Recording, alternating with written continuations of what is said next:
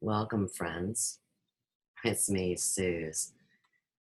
And of course, we start the night asking the famous question, what's in your head?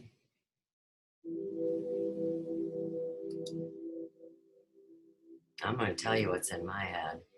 I'm going to give myself a minute to breathe and let Aya tell you all about it.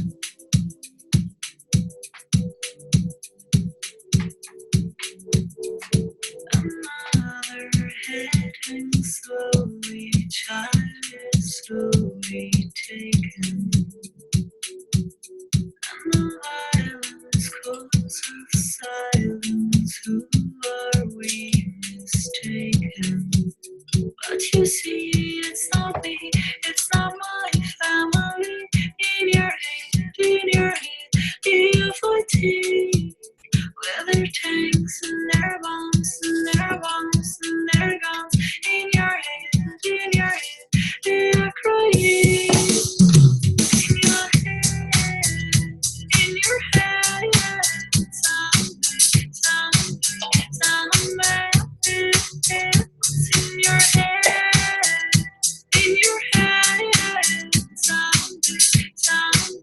somewhere.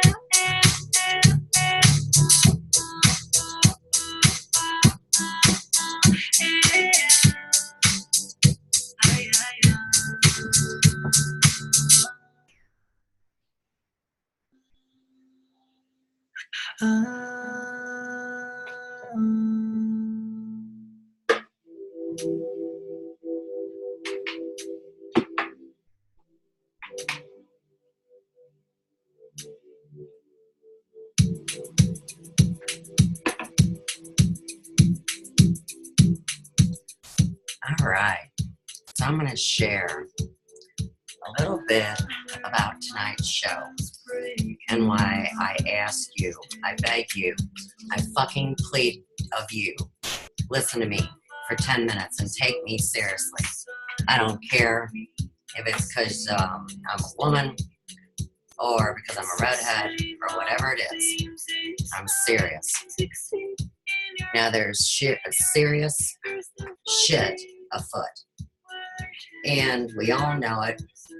We know they're going to go to war. We know they want to destroy everybody. We know all the stories.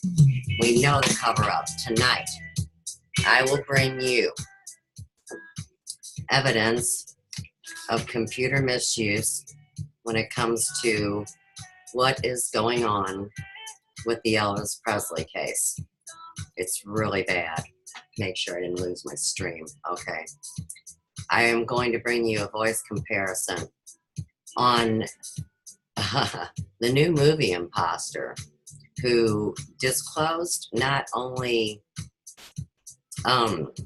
slanderous statements for and against the government, but also went as far as to possibly misrepresent the Freedom of Information Act versus another little thing they have.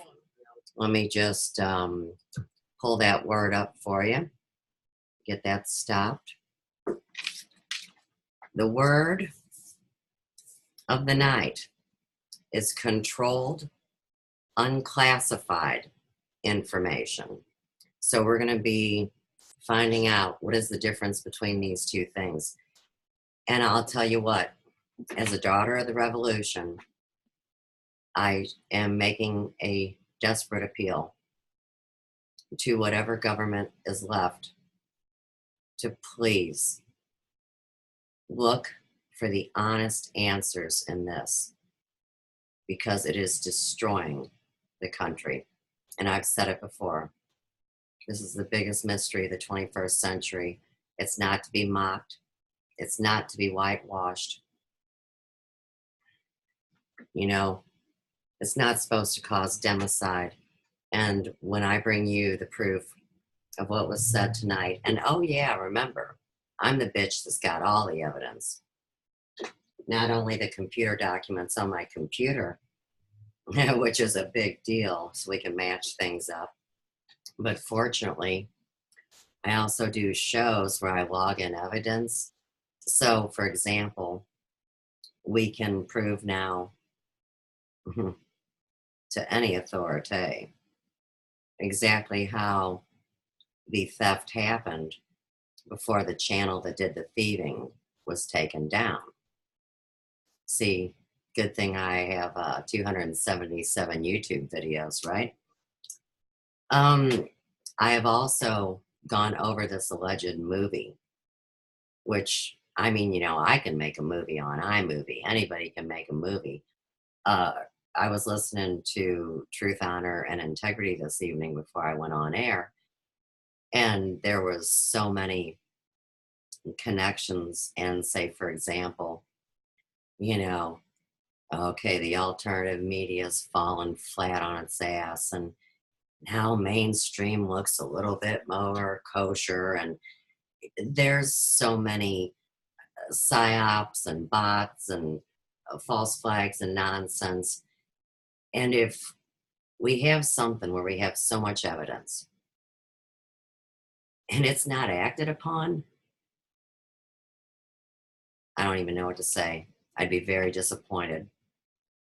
So, back to the story. Um, with all the problems we have with sexuality these days, for this imposter to slander his mother's name and to say the wicked things that got said, and then I can pull up evidence where other people say, that, Elvis was doing his mom when he was a little boy, and all sorts of bullshit. Come on, guys, pull your head out of your butts. Here's the program right in your face. Like I said, I have 5 pages of notes that I did earlier. You see, where I detail every bit of this movie because I don't want to get slapped with a copyright infringement. And I would be really sad if anybody thought for a minute that I didn't watch the entire thing twice. And if you consider I am the scribe in this since January 2017, and anybody that knows my heart knows how much I put into things. So I promise you, this is absolutely filthy. The movie that came out a month ago, and I'm going to turn you on to it. I mean, I've got tidbits that I'll be showing this evening, blending it in with my evidence that I've logged into the YouTube channel Suze Pratt. And earlier, I did put a message through to Mr. A.P, and I told him, I'm going to open up a can of whoop ass tonight. And I told him what about. So if he wanted to call me off, he would have done so today. So I have no worries. And here again, we know I've stuck my neck out more than most professional journalists. Let's be honest. I collect more data and information, and nobody can disprove that because I feature it in every show. So like I said, please, for the sake of yourself, check this shit out and tell somebody. Brother. Okay. We've also got a gal we're going to feature tonight that I'm going to say that they got some monkey business going on, and she's impersonating somebody too. And another thing, now, I did enjoy the Truth, Honor, and Integrity show tonight, but I'm sick of these wicked redheads, and I'm calling them all out. So the girl in the pink dress from the UK with the muzzle under her chin with the long hair, she's an actress, man. Come on, you guys, for real. But it doesn't take a redhead to be wicked. Now, we also have a redhead in our upcoming flick, and she's the gal that opens the box from the government where the ink is still wet. And so that's why I said I do make an appeal to any powers in the government tonight. Please, I beg of you, I just want one simple question answered. And I'm not being a smartass. I am really trying to understand what is going on in my world and in our world. This is my heart and my mind and my consciousness. So I just want to know, would you send a box, and you'll see it. I'll show you the clip. A box this big, this wide, full of documents of Elvis Presley's, and the ink that they covered up all the secret stuff with is still wet, and it's blobbed in the box like a 4-year-old did it. I mean, and the box came damaged anyhow, but I mean, it wasn't like there was a paint bag in there or anything. So we've got a lot of fishy action going on. I think that's my 10-minute appeal where I ask you guys to stay around. I know people don't have enough time and enough energy and enough patience, and I drive most people nuts with this shit, but it's only because our lives are so traumatizing and stressful as it is. It's not just my mouth that drives people crazy. All right. So, where should we begin, Suze? Okay, guys. Does anybody know what the Controlled Unclassified Information Act is? I mean, I'm going to assume that these are documents like Elvis Presley's, because let's remember, I have his legal documents on my computer. Watch this. Let's see if I can do something. Is my Facebook working? That's great. Okay. So, see, I just pulled up my Finder here, right? And we can go over here, and I could click on, you guys know I don't know how to use my computer, remember? But we could click on this. Whoa, golly gee, look at this. So these are all the images, conversations, and legal documents that were sent to me by SKMI. So I'll just show you a trick. See, anybody can get these. Like, at first I did. I thought I was special, And when he downloaded hundreds of legal documents onto my computer, see, at first I didn't realize that he was manipulating my computer. You get it? There'll be other things come up. But when you see things like this, see, these are unclassified, I would believe. If I had to ask myself what the difference is. So I'll start there with that little tidbit. I also wonder about this Freedom of Information Act, because the sticker doesn't exactly match it, but that's okay. All right, we're going to go to one of my videos first,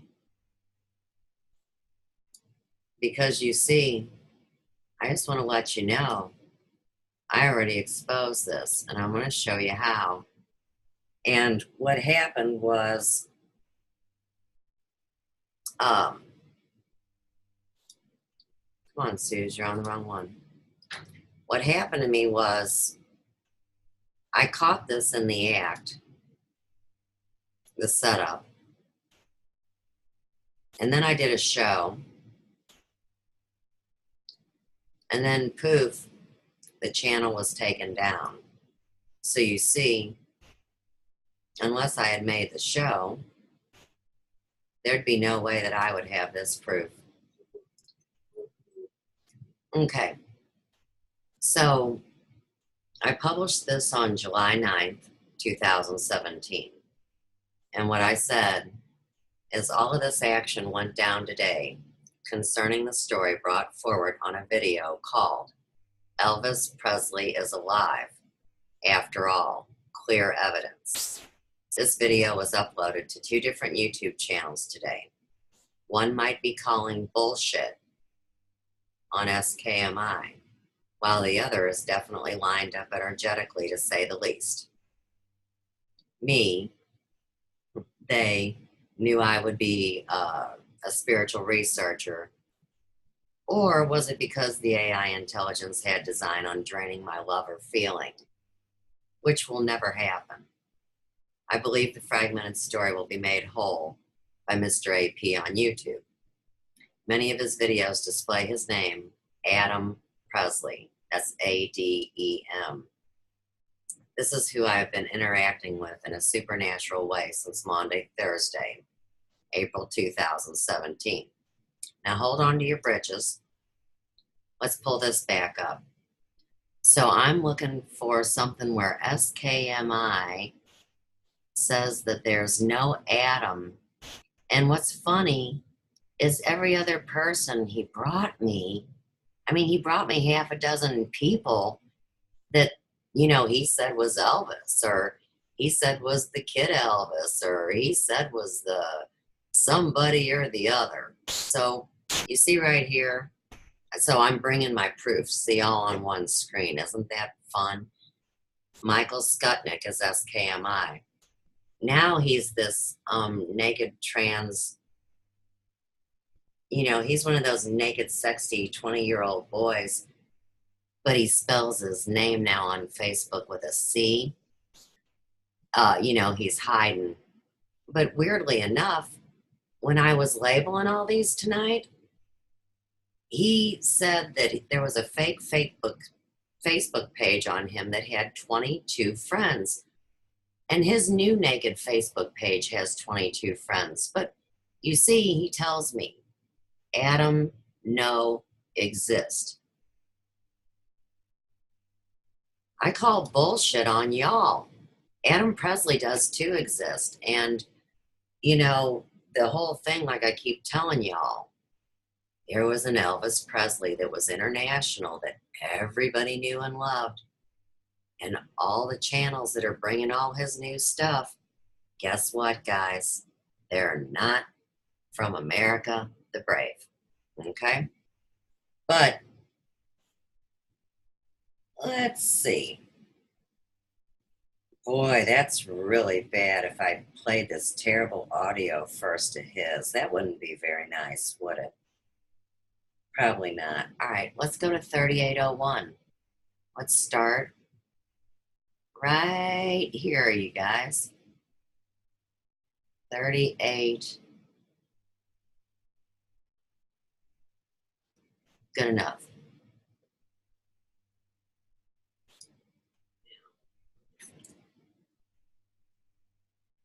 The dude that I played you earlier that says, hey, I'll talk to you.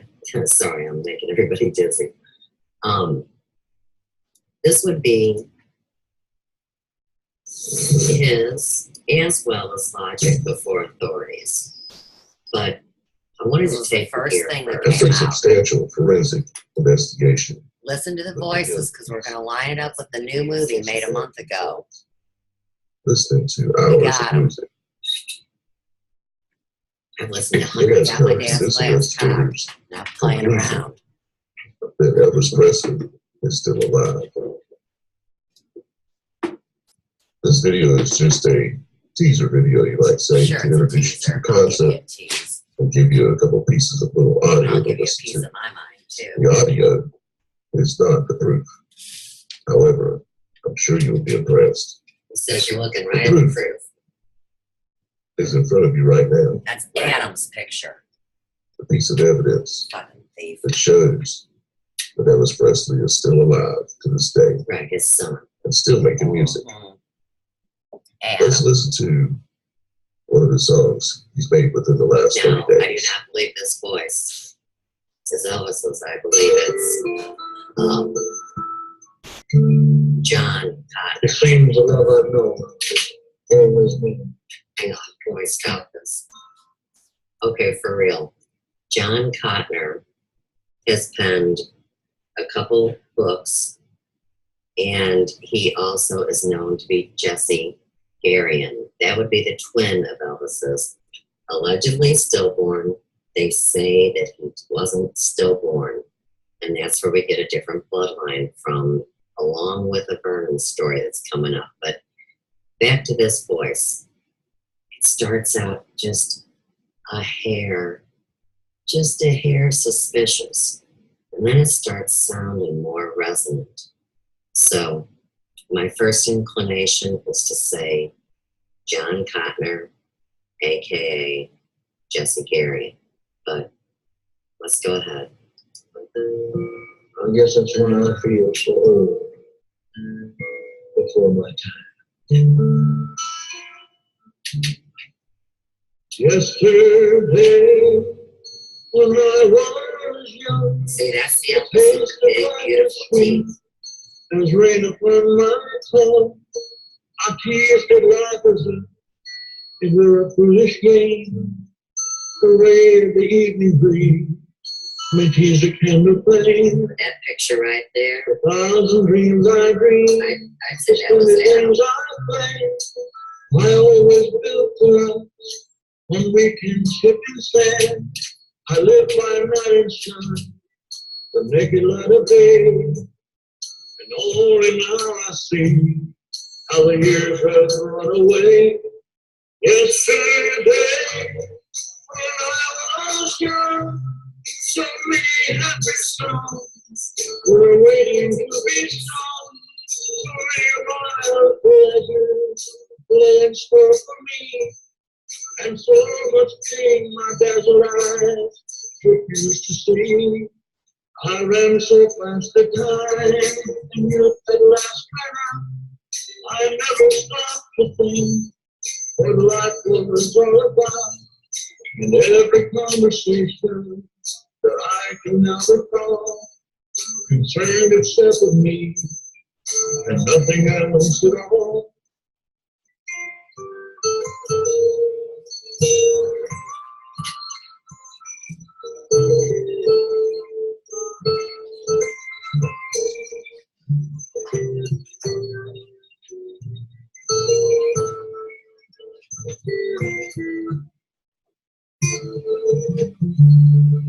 Yesterday, the moon was blue, and every crazy day brought something new to do. I used my magic aid as if it were a wand, and never saw the waste and emptiness beyond. The game of love I played with arrogance and fun, and every flame I lit will quickly die. The friends I made all seem to somehow drift away, and only I'm on stage to end the play. There are so many songs in me that won't be sung. I feel the taste of tears upon my tongue. The time has come for me to pay for yesterday. When I was young.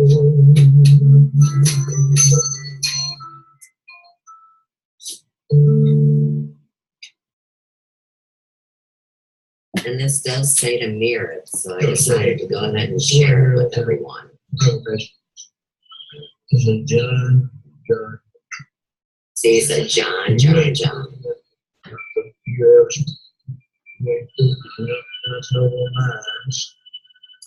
Right. I do not believe that is Elvis's voice. Hang on. And of course, we know he had a throat obstruction. I know about that, and I already reported it in one of my many shows. But I want you guys to hear him say, John. So, see, the way it'll play out is they'll say that Elvis was talking to John, which would be his brother Jesse, but SKMI did the Jesse Elvis switch with the two Bob Joyces once I figured out there was two instead of one, and they're both preachers. So John Cotner is not one of the two preachers from the way the pictures show him. If you look up John Cotner, he has a completely different face than either Bob or Robert Joyce. I know this is a bona fide fact. So John, you ain't pulling that. You ain't pulling up. That's no lines. Yeah, Elvis Presley, there's no doubt. And what have you been doing all those years? And why do you allow your voice to be shouted all over the internet? Aren't you afraid? Well, first of all, I'm going to tell it. It's been 31 years.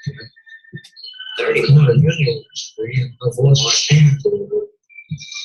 But it's enough.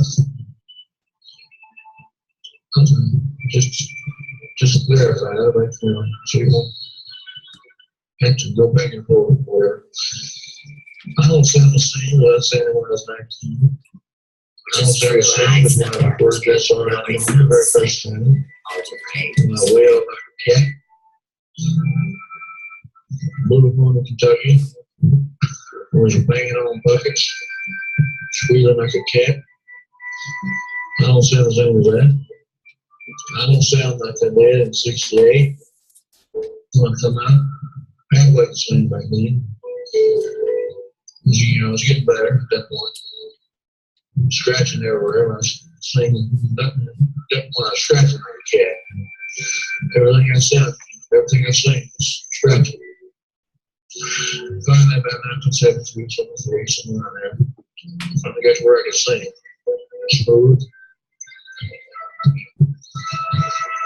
In 1977, my voice started giving on me a little bit. So I cut trilogy on my show most of the time. Okay, now in 1977, y'all, let's think about it. We can find pictures of a still good-looking, fairly healthy, not sweaty model that supposedly either they had locked up and brought out just for special occasions to perform, to make people keep believing it. But by then, Jesse, his twin, was filling in for him. He had 5 or 6 gigs a week. They've discussed this many times, and that's why the need for doppelgangers. We also have movie posters with 3 Elvises side by side, all with different faces and different color eyes. I know this is hard to take.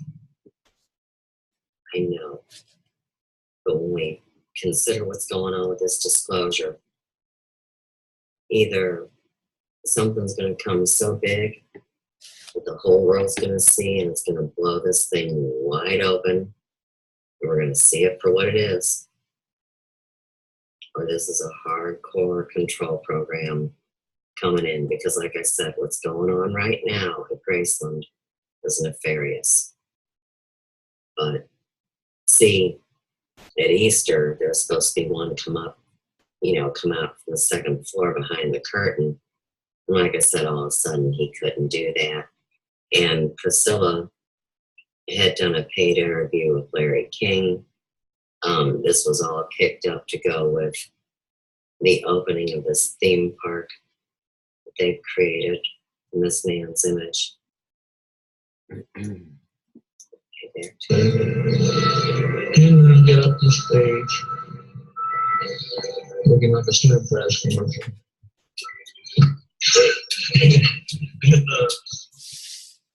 I did my best.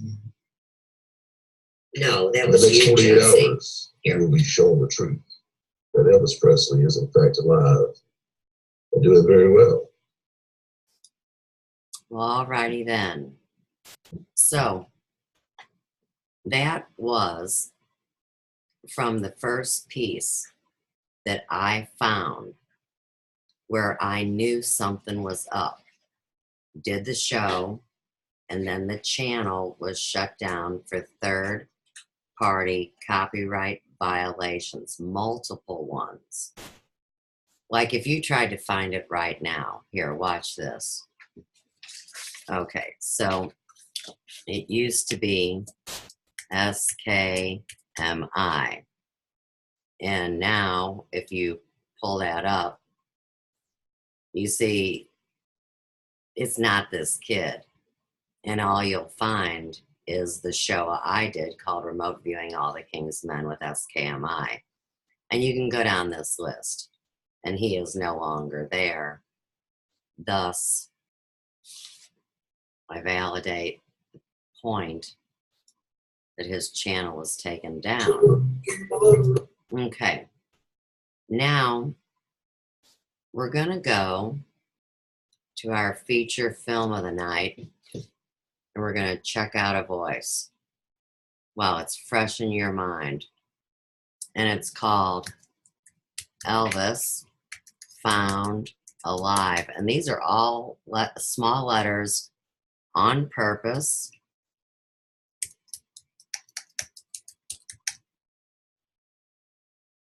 Okay, now here it is. And it's already seen 12,000 views. It has impacted 12,000 lives.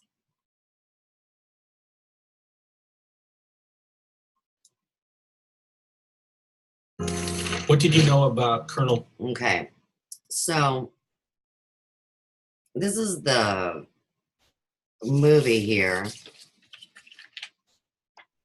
and I have all this laid out.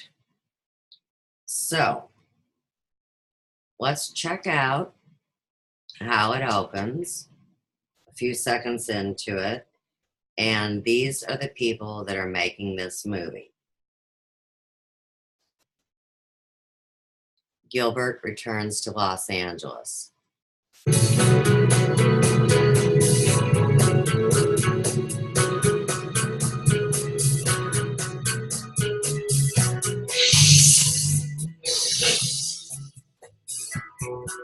(2012), the year of the shift. Highway 61 Entertainment. Hi, I'm Melvin. Hey, currently editing scenes of Elvis in the movies. Hey, Joel. I'm working on Elvis's TV appearances. I'm editing footage of Elvis in the Army years. Hey, guys, don't forget to try on your Elvis sunglasses that I got at Graceland for you. Okay, first things first. A lot of that footage that they have is footage that Adam shared. Why is that important?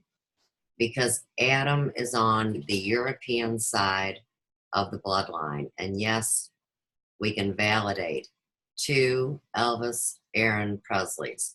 One birth certificate had 1A. One had 2. The cover-up story is, well, they just made a mistake and printed an extra one. Now, if you believe that, then you ought to have your head examined. But you see, there's so much manipulation in this story, and it's just countless, thing upon thing. Okay, so like I said, Mr. AP has been on YouTube 9 years. Everyone that has this footage gets it from Mr. A.P., Adam Presley. I am not saying that these guys know that this footage came from the Presley archives of the European side of the bloodline, because everybody thinks there was only one Elvis and the twin was Jesse. That I do not agree with. And what we're going to see happen here too is the interplay between the names John Burroughs and John Cotner. As you just heard in the last snippet, John Cotner was someone who allegedly was truly Jesse Garion, G-A-R-I-O-N, Presley, you know, the stillborn one in the shoebox. But anyhow, he wrote a couple books and sang a couple songs. He's a nice guy. He is not facially the same as either Bob Joyce or Robert Joyce, which was who my journey began with. That was where the research began, let's say. Okay, so back to this. Okay, we're going to meet everybody. And this blonde girl is saying she's an actress, but she's not old enough to be her, in my opinion. We're keeping the spirit, everybody. They're all wearing the Elvis Right. glasses from Better. Graceland. Okay, what do you look at?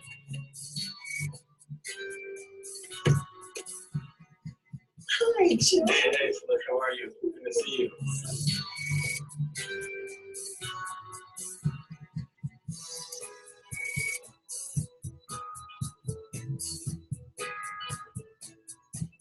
Here we go. Submit. There. It's done. Okay. So she, we see that. And when the box comes, it's going to be damaged. And you're going to see how it looks. I want you to see one entertainment. Give me here. Signature. Sure. Thank you very much. Thank you. Thank you. Hey Joe, we got a box. It's from the Federal Bureau of Investigation, the FBI. I think I have the documents of the Freedom of Information that we requested. Oh, cool. Open it up. Okay.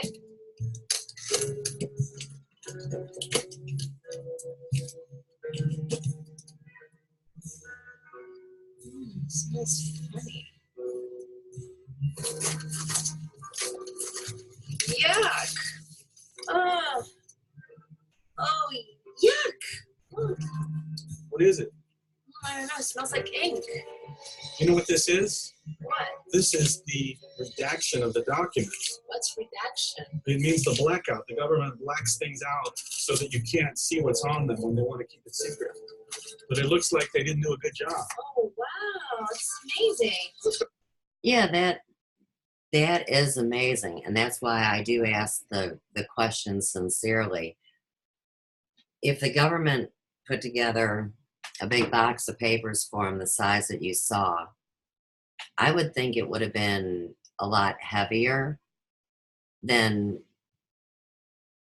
what it looks to be. It looks very light and it looks like it was damaged easy. When we see the, address and everything, that's in a close-up shot. On the full box shot, it wasn't able to be read even when I used a magnifying glass full screen. So we're not going to go through that.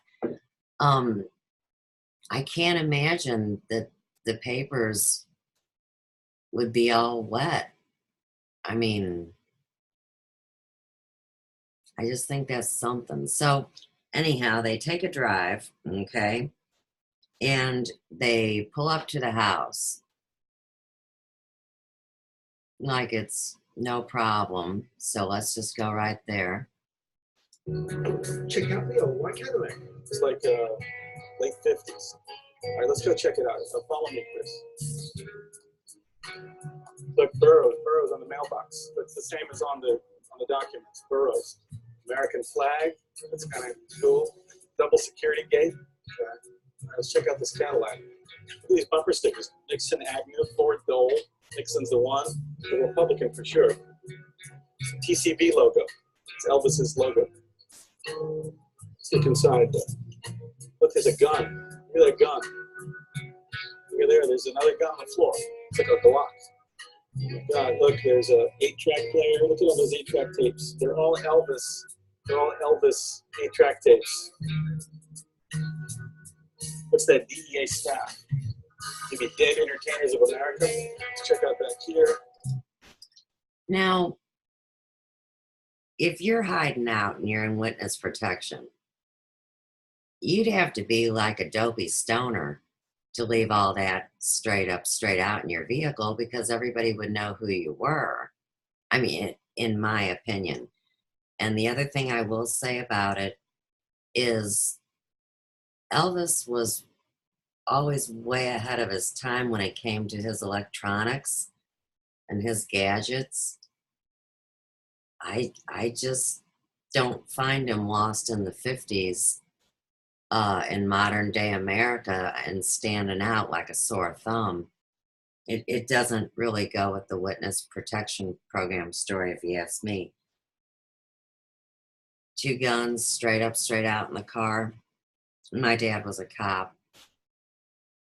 I don't think so. Okay, so we're going to go to 751. And he's going to go to the door. And you're going to hear a voice. So that's why I wanted you to hear the voice in that first run before you heard this.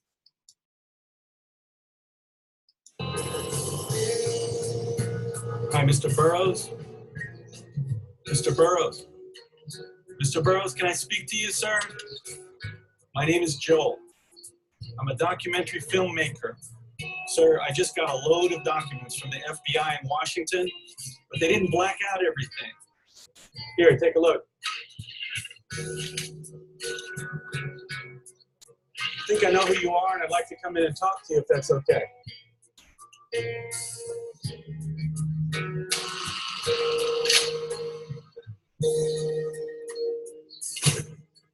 Come on in, sit down. Tell me, where you from, son? Originally, I'm from Tennessee, sir. Oak Ridge, Tennessee. I was born in Mississippi, but I spent most time in Tennessee. I'm pretty shocked. I'm pretty shocked to meet you, sir.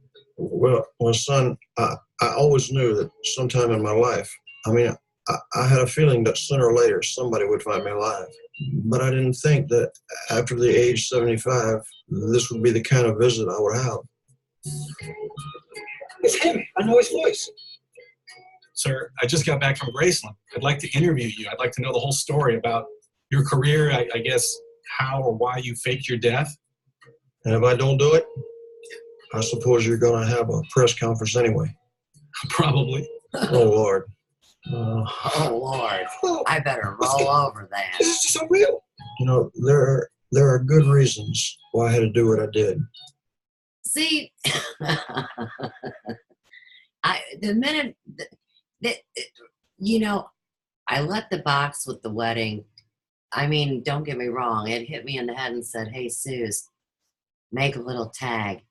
But when we get to this point, see, that's the second time that you get that little tag. So by then, you should be well aware that something's fishy in Denmark, and it's worth finding out what it is, especially if you're me, and sharing with people that have care and compassion and the 6 heart virtues, and a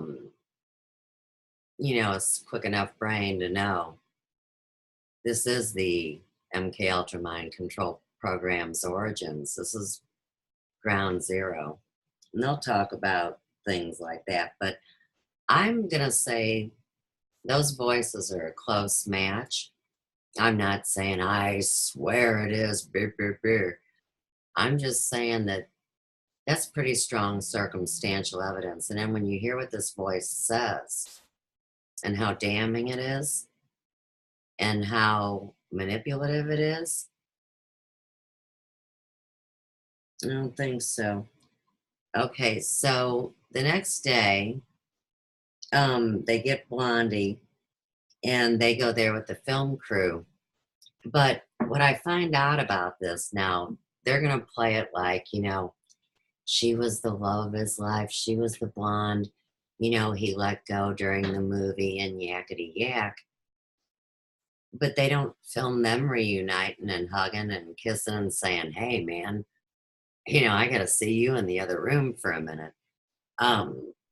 It's very odd and the face is blurred out. And I've learned a lot about how they can manipulate photos and film footage. So, like I said, there was just too many things.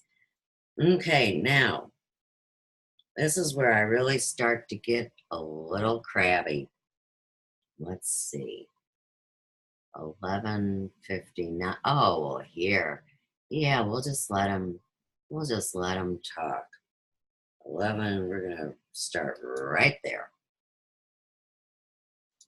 To understand how I ended up here, you'll need to know everything about my life. Okay, when and where were you born? Tupelo, Mississippi, January the 8th, 1935, at 510 1/2 Maple Street.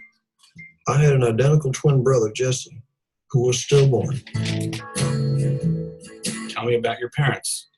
Daddy was Vernon Elvis, and Mama was Gladys Love Presley. They were dirt poor, barely educated. Daddy called me Elvis, left out the L. He'd done stupid labor in the fields since he was 12. Hey, this isn't the part that upset me. I was just supposed to tell you we're starting. Sorry about that. We have to go to 1425.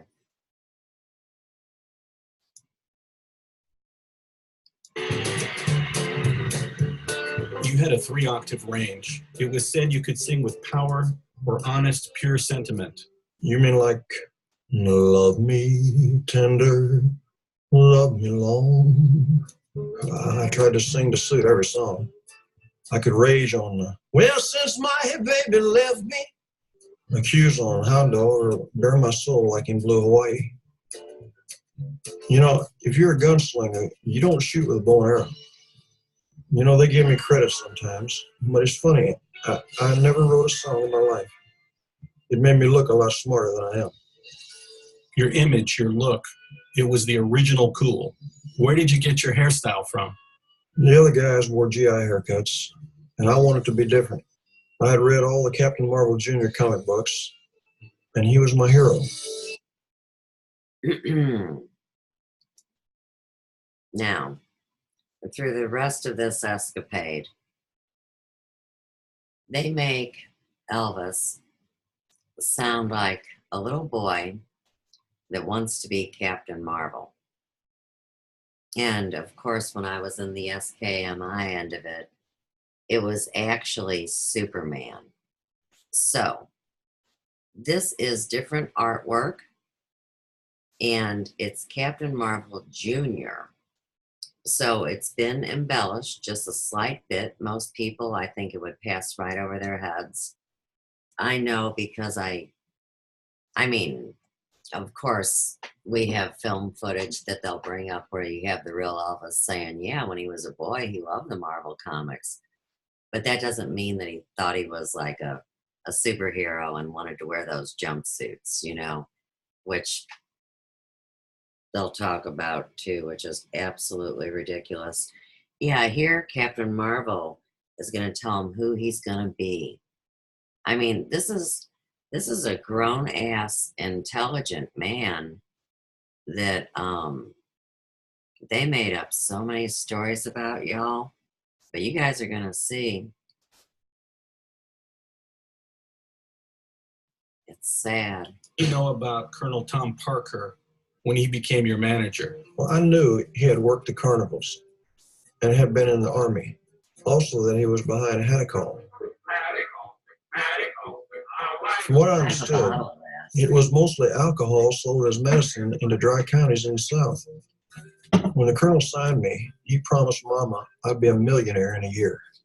The colonel got me my first big recording contract, and it came true. But Mama didn't care for the colonel because he never showed any emotion. She'd say he was strange and that he looked like a clown. Look what I got. hated the business side. So I tell people, talk to the colonel, just like he told me. I pretty much signed contracts without reading them. You know, the colonel was into some of everything. He got my... Okay, now, he did not sign contracts without reading them.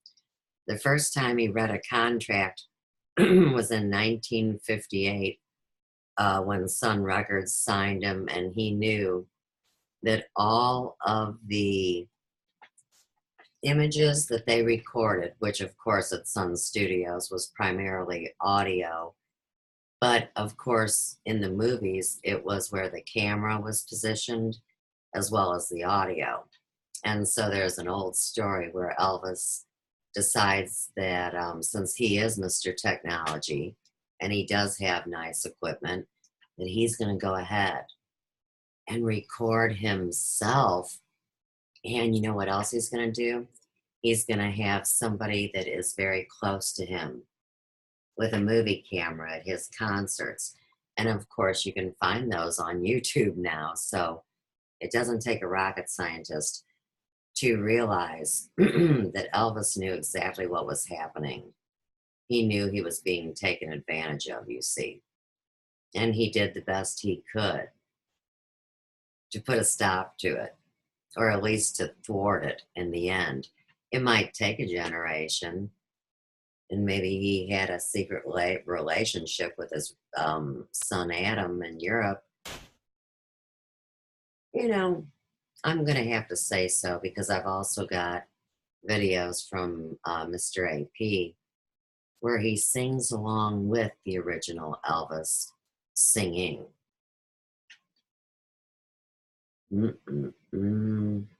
Right. Okay, so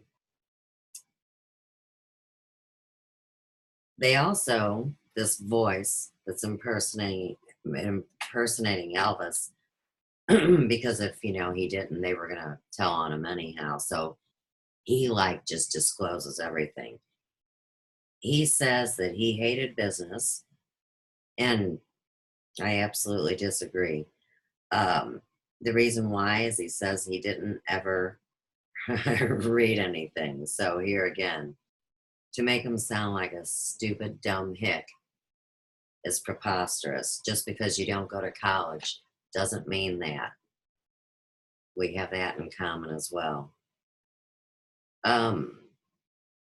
You know, by the time that he's in his early 20s, he just doesn't really understand about teenage sexuality, which is odd, since he was courting a teenage girl and it was an arranged marriage, and her father was high up in the military in Germany.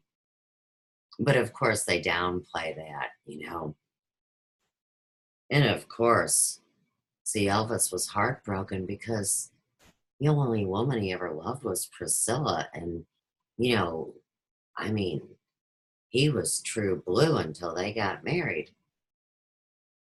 Well, where'd all those pictures come from with all his girlfriends and that illegitimate son he had in 1960? I don't, you know, it goes on and on. But to play him both ways, you see, that is the mind fuck.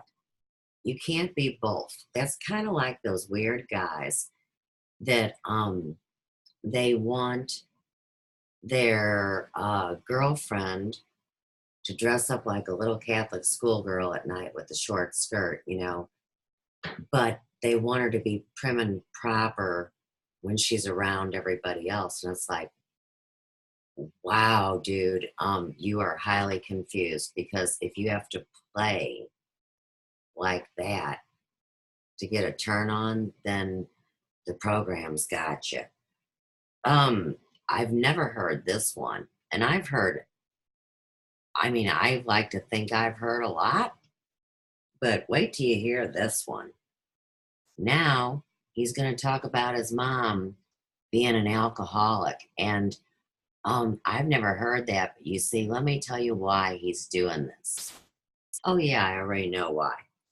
Because of course there's duplicate pictures with a healthy, well-dressed, slimmer Gladys long after that other Gladys theoretically passed, and so they made up a story about her, kind of like they did her son.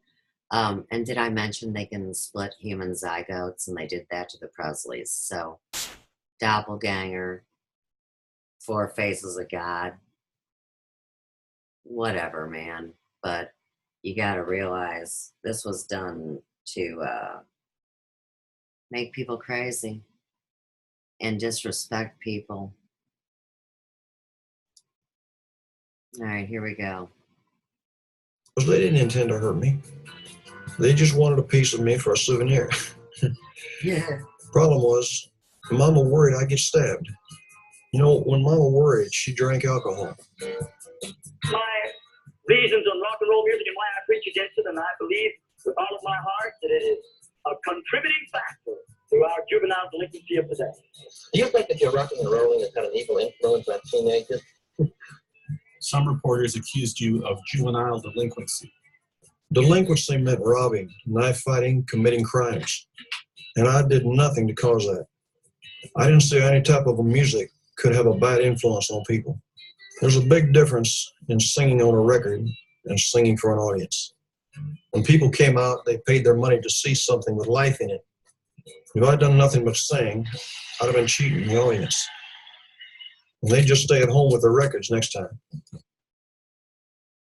Now, that makes him sound like he is greedy, doesn't it? He, you know, because everybody just stay home. I mean, what era is he lost in? Back then, everybody went places because the world was safe. People enjoyed outdoor concerts and plays and theater, and life was more active, believe it, back then than it is now. There is no entertainment now or places for kids to go. So he flips a lot between realities, if you ask a spiritual researcher. Okay. Shortly upcoming, they're going to talk about a Florida arrest that got wiped away. And I thought that was interesting because it connects to the Jim Morrison story. And these two are both lewd and sexual and getting arrested. So there is a story about someone getting in trouble. And if you have three to choose from, isn't that like the stories you remember about the twins liking to switch places and play games and having two different personalities? You know, one acts angelic and the other one's like, you know, more down and dirty and living in their animal nature. You know what I'm talking about. Okay. This guy actually speaks these words, besides that his mother's a drunken, pill-popping. Oh, wait. That's what they said about Elvis.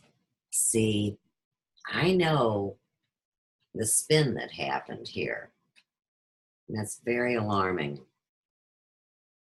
Because, see, for all the people that ragged me out, screaming at me saying, Elvis isn't alive.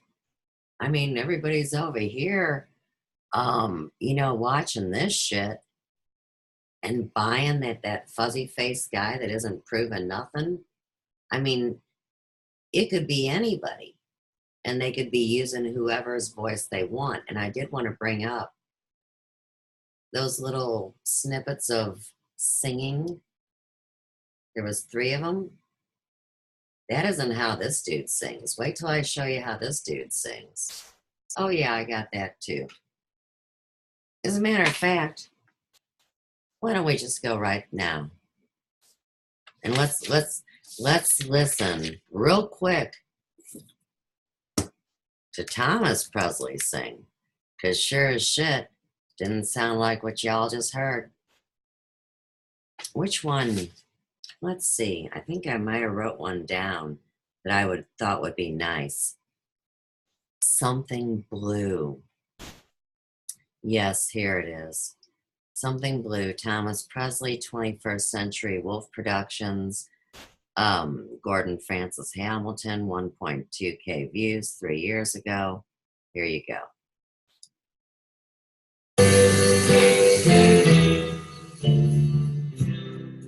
Something old, the time's gone by. Something new, these tears I cry. Something more, with those lips, my destiny. And that's why I'm something old, the vows we made, something new, the price I paid, something borrowed, love was trying. Now, he sounds lovely. but it does not sound like what we just heard over there. And you can see he's got pictures up and everything. And I'm not saying he isn't one of Elvis Presley's many children, but I'm saying that his voice sounds like the guy with the fuzzy face. So I'm saying that I think they're putting this guy's words and using other music and doing little movie tricks that everybody knows can be done now. And having a lot of blasphemous stuff worked into this whole escapade. Now, he talks about there was a rumor that he shot his mama, the mama that he loved. And they got that, you know, covered up too.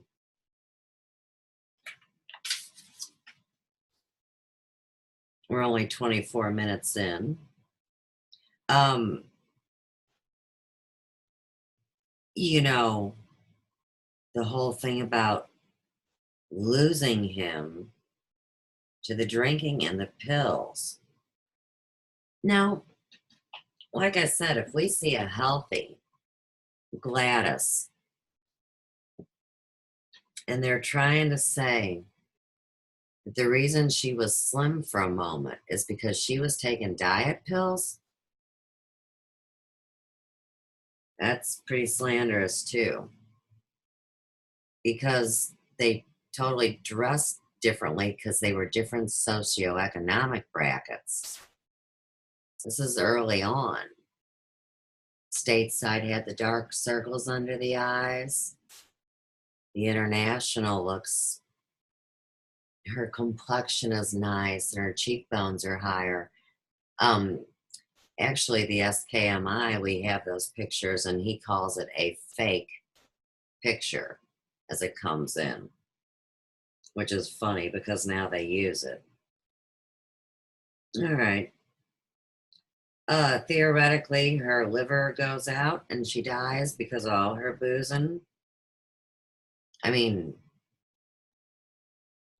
maybe she was extremely overweight because delivering more than one baby, you know, when they do medical experiments on you, messes up your body after birth. You know, you got to cover it all up. I get it, but we really do need to address it because there's just way too much evidence. Okay. Now, of course,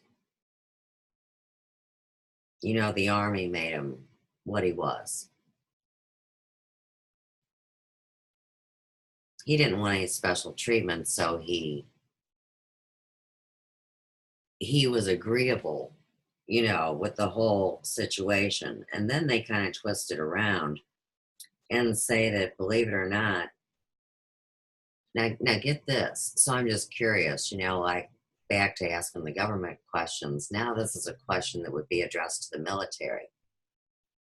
So they claim in this video, for real, that because Colonel Parker owned Elvis, the Army was not allowed to have him sing. Now, see, the words I've heard from original Elvis interviews is that he didn't want special treatment, and so he chose to do what the rest of the guys were doing. I mean, choosing and being told are two entirely different things.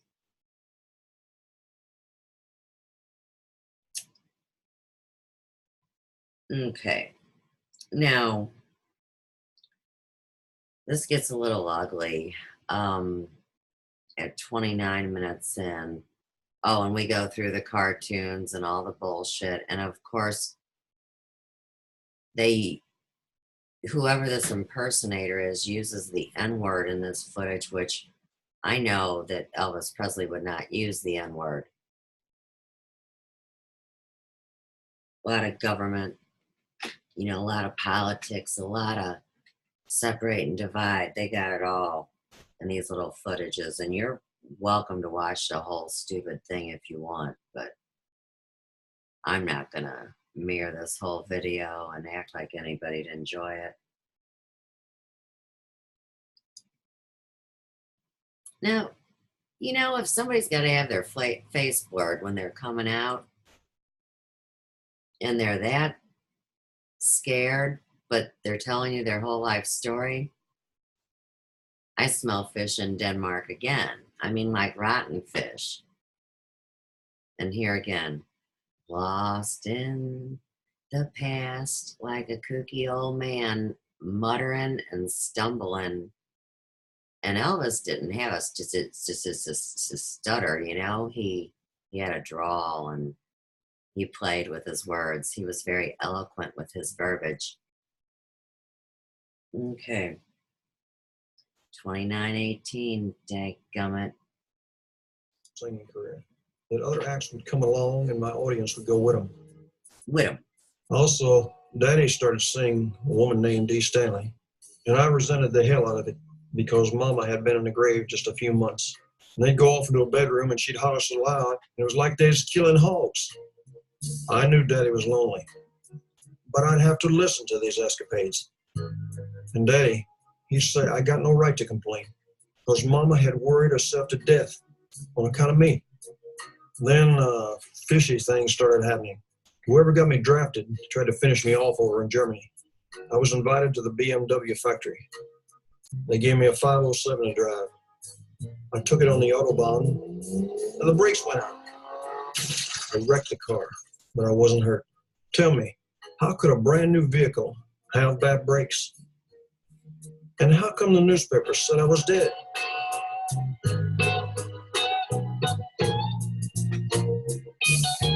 Another time, I was driving a Jeep in the dead of winter, and an officer, who I didn't know, said he'd rig up a tank heater to the motor to keep me warm. But he hooked it up to the exhaust, and the next thing, I wake up in the hospital. The Army covered it up. They said I'd had tonsillitis. So, all right, now, I don't even like looking at that needle, but let's say we're believing this. I mean, you're telling me, for real, that the Army was, like, doing things that weren't upright towards you, Elvis? See, you're putting words in someone's mouth that isn't here to speak for themselves.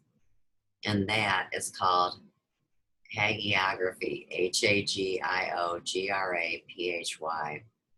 And they brought this up with Margaret Thatcher because when people were like bringing evidence against her after she had croaked, the government over there said, hey, if y'all talk about her, we're going to put you in jail and fine you and, you know, come get you or something. So that is how they whitewash history. And the pictures that you're seeing with all this needle and blood stuff, they're going to come into play because we have a cryogenics video, and they're going to bring that in, but under a different pretext. Very, very, very odd.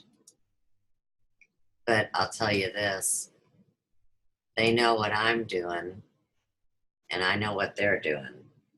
So we'll see maybe if they'll answer me too, because I'm just really asking questions because everything this is implying to me would say that I'm an nincompoop and nuttier than a fruitcake, and I don't know my story.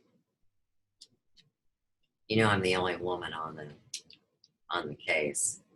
It's a bunch of men telling the story. Okay. Now, right. Army blows them up, it doesn't, and back and forth, and Oh my goodness, all the crap with Priscilla. Yeah, that all comes in. But, you know, really, we've had enough of that. You need new stuff. He calls himself a boy when he's in the Army. But he says, well, the Army made me a man.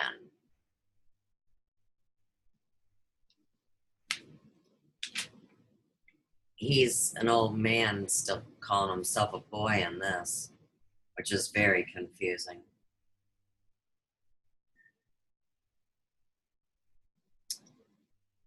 All right, we get into Frank Sinatra and the real, you know, gangsters.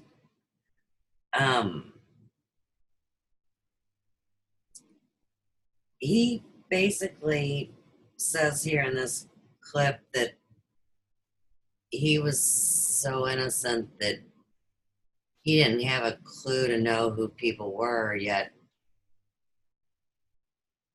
he was highly, here again, intelligent. And this whole Parker, this Colonel thing, I have a whole different theory that I'm working on with that. And they expose themselves here. So let's listen to a little. Colonel lost $500,000 at roulette, and they stuck a gun to my head. The Colonel wrote an IOU, and we barely got out alive. Of course, I didn't get paid. Did you complain or demand the Colonel pay you? No, everything was moving so fast. You know, Did you see the gun that is allegedly being pointed at dude's head? Let's see. Let me just make sure you saw it. Did this scare you? Yeah, I did, because back in '56, the Colonel had me sing at New Frontier in Las Vegas. I played the lounge with Liberace for 2 weeks, and the Colonel gambled the whole time. The Colonel lost $500,000 at roulette, and they stuck a gun to my head. The Colonel wrote an IOU, and we barely got out alive. Of course, I didn't get paid. Did you Oh, there it complain is. or demand the Colonel pay you? No, everything was moving so fast in those days. There wasn't much I could do. I was even afraid to tell Daddy. Anyway, after what Sammy Davis had said, That was the first one of Adam's I told the pictures. Colonel I was going to make pictures, and that's what happened.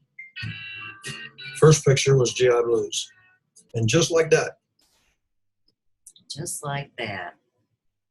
Right. And, you know, the story is that Colonel Parker got 50% of his money, and, you know, Elvis let a gun be held to his head, and he was scared. And, I mean, the young, strong, influential, world-renowned Elvis. And see, that's where the story really started its building, because this same person surely couldn't be smart enough to instigate an elaborate, orchestrated jumping off point. And you know, there's only one person that can tell the story, and that'd be the son that comes forward with the blood match that'd go with the father that has the blood match. And this is important because somehow, not through Elvis's blood, but through his father Vernon's, some fuddly gal got the case opened back up, and she links up with you know who, you know, the voice match. And I've seen half a dozen of these fake things be foiled in this last year because I brought information forward and then the thing was closed down. So I will claim that that was me and all my hard work and hours of study on this case. And just say that he said these things. You guys, I would just like you to know that you should be held responsible and that you Lord forgive you, you don't even know what you did. Okay, so they go back on and talk about covering up the blonde Elvis, right? And see, there's a triplet in this story, theoretically, and that's where you get the blondish brown haired Elvis that's taller, longer face, bigger smile.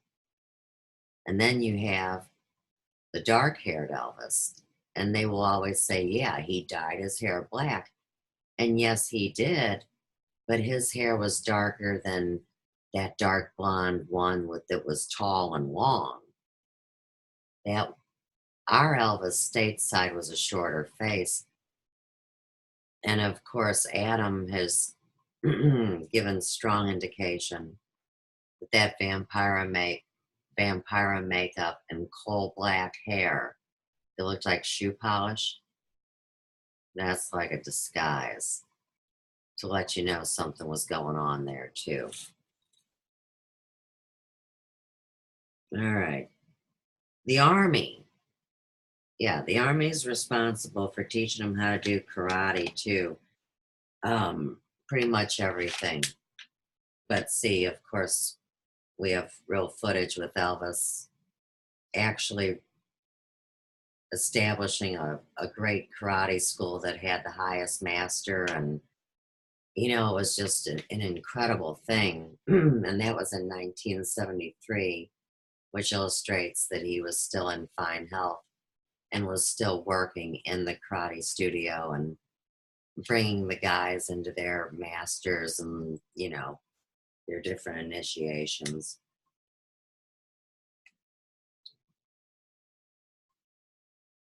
He goes on to mock the Beatles' teeth, says he's not impressed.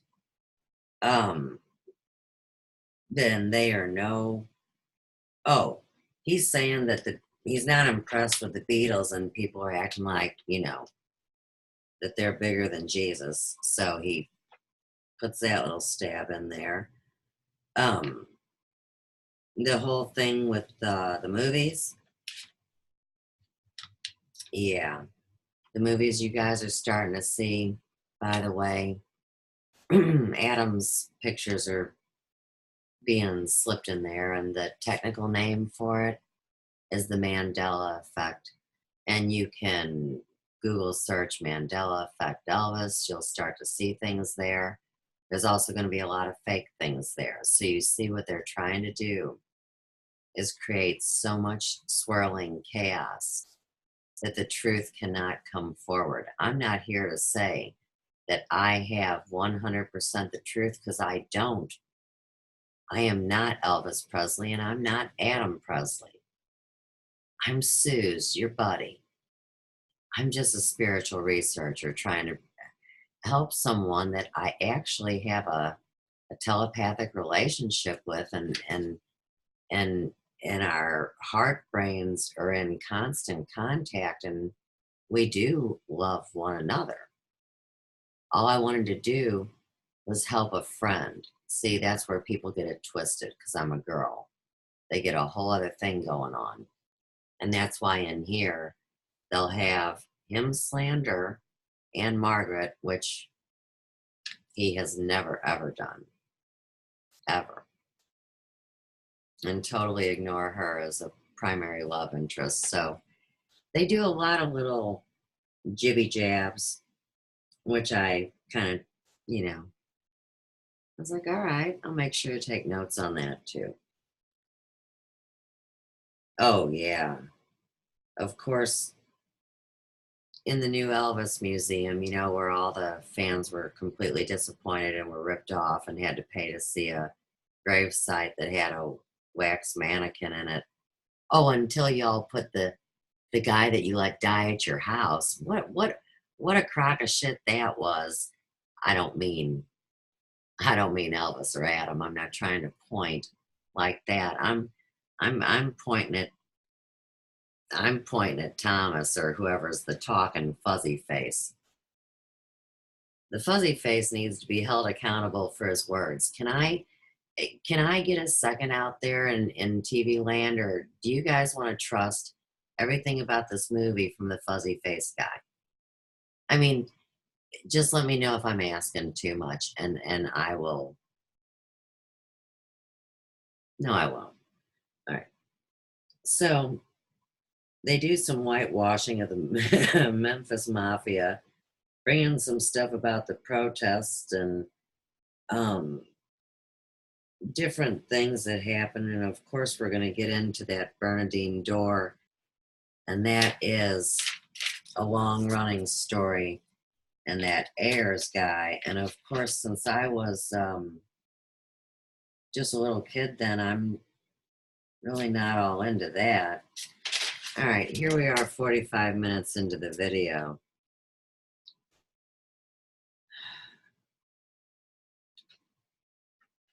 All right, let's go to this. 45:50.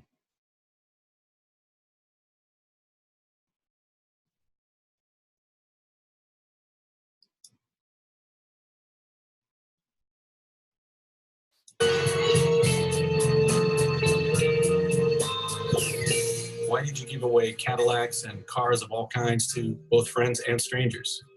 Giving away Cadillacs was easier than giving clothes because they always fit. Actually, I just couldn't stand seeing folks that were really down. And I like being able to help one person at a time.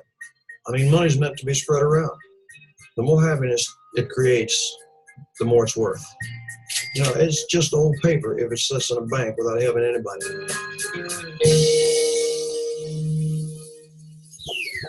Keep going. You were known for affairs with your Hollywood leading ladies. How did you get away with it? Well, I wasn't no saint. It was the old double standard. In California, I did whatever I wanted, knowing Scylla was at home. I told Scylla she would read all these things, but it was just publicity for the movies.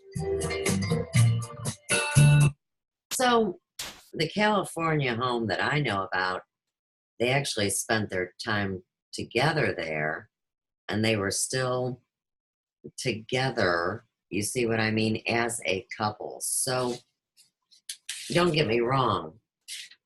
I know that he had women before he got married to Priscilla, but technically, we don't see any problem with them until the whole thing that comes out where they flip the story and say now that Elvis's heart is broken because Priscilla had an affair with the karate instructor.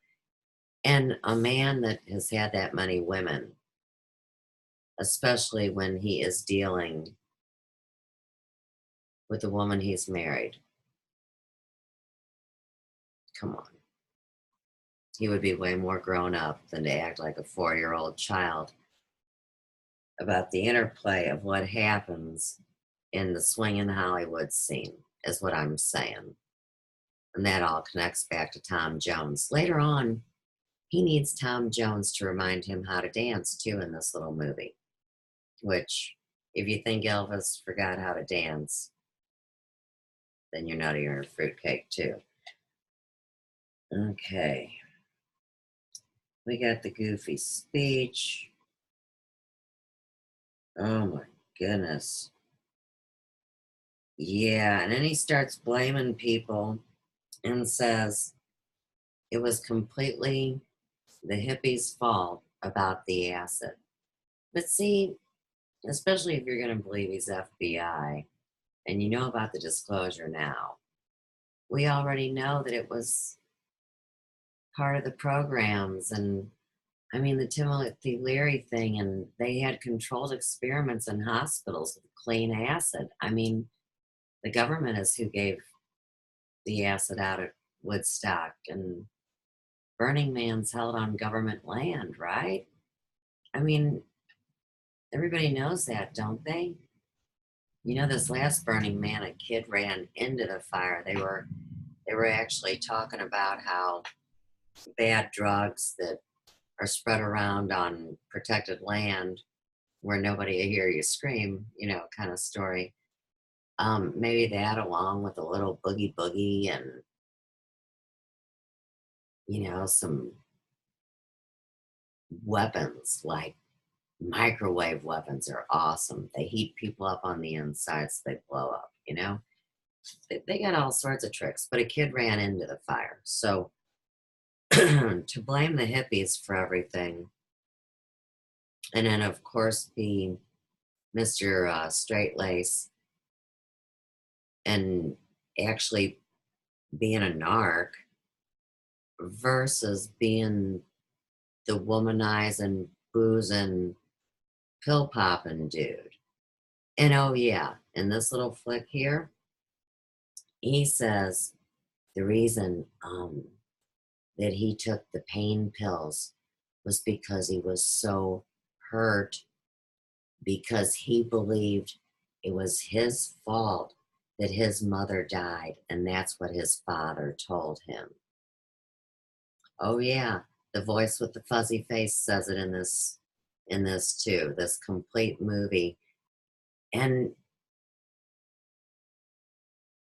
I think if that would have been capitalized, it would have created a flag, or it's about legality. Okay. Oh, I got a star by this. All right, 54. 54, 50. 54. Hey, look. That's Walter Cronkite. Does anybody remember Walter? A bomb went off at the State Department early today, and the Weather Underground claims responsibility. First they started riots, then they tried to start a communist revolution. I don't know, I wasn't there.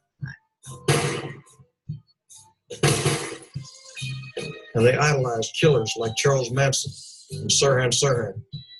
Even the Black Panthers couldn't stand the Weathermen. The Weathermen is nothing but child's play, it's folly, and they call it a revolution. We think these people may be sincere, but they're misguided, they're muddleheads, and they're scatterbrained. The Underground plans to kill Ford, Rockefeller, Attorney General Levy, and FBI Director Kelly, and to blow up some buildings. Captain Marvel Jr. had fought and defeated Captain Nazi. And Bill Ayers looked exactly like him. So I gave Bill Ayers the nickname of Captain Nazi. It made sense. They both wanted to destroy America. Did you support civil rights? I believed in it. I grew up with black folks. I had a tremendous kinship with them. I listened to Martin Luther King's speeches over and over. He was so inspirational. But the Black Panthers were violent. Now, Leonard Bernstein said, Elvis introduced the beat to everything. The music, the language, the clothes, That's the Adam's whole footage, social by the way. revolution. The 60s comes from it. So, in a way, were you not responsible for the youth culture, for unleashing all of it? I think with my music, I tapped into a spirit of personal freedom. But that just as easily could have been used for the positive, not destroying anything. Peter the Apostle said to use liberty, not for maliciousness, but to serve the Lord. Okay. Now, these pictures, they all come from the same place. And where that place is, you will see different faces that you think are Elvis's. This particular face, the eyebrows are quite far apart. You might want to take note of that. This eye is a little bit smaller than that eye, but I'm not saying anything for sure, and all images can be manipulated, and that is what I will keep telling everybody because it is the truth. Okay, so 5808 has something for us as well.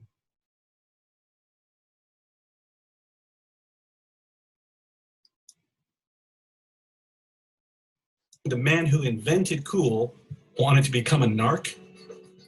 That's right. I felt God wanted to use me in a much more important way. You know, my family had lived. So God wanted him to be a narc. And you know, these days, they're saying people that believe in God are mentally retarded or insane, you know? So, unless it's in a speech. I mean, if it's in a speech, you gotta believe in God. But they swing both ways with that. And also, let me get a drink of water. I'm getting all choked up. Also, in this, they talk a little too much about Elvis and like guys hitting on him. I mean, do you guys think Elvis would go, oh, okay, or do you think he'd punch him out? I mean, they're trying to twist the sexuality up so much too. I mean, don't make him a complete hose bag the whole way around. Leave him some dignity, right? Now they start a lot with the communism stuff too, and I was writing backwards because all my pages are full. All right. We're going to have a makeup tip advice coming in from the voice behind the fuzzy face, and he's going to talk about mascara. Now, I want to bring up why he's going to talk about mascara before he does. Because in Mr. A. P's pictures, Adam Presley wears mascara because sometimes he does special effects with his eyes. One eye is smaller, one eye is bigger. And of course, he will play things up and exaggerate it to set it apart from a real Elvis picture. And we could look at those all night. They're great. But he also runs with a bunch of hairdressers and makeup people and, clothes, wardrobe. And if you consider what I'm saying, you would realize too that he would have taken pictures through the entire course of his life that would be close to identical to his father's at the same age, or his uncles, whoever. I just promise you, I know that there's something very real here, or it's this artificial intelligence that, would lie to the very end, even though hearts and true feelings are involved. And the computer doesn't have emotion like that yet. It couldn't be that a computer monster AI robot fell in love, could it? All right. Yeah, I've had enough of this for a while. It's kind of exhausting, isn't it? I think that we should go meet Mr. A.P. because you guys keep hearing about him, but I know you're going, bitch, give me some proof. So here we are over here.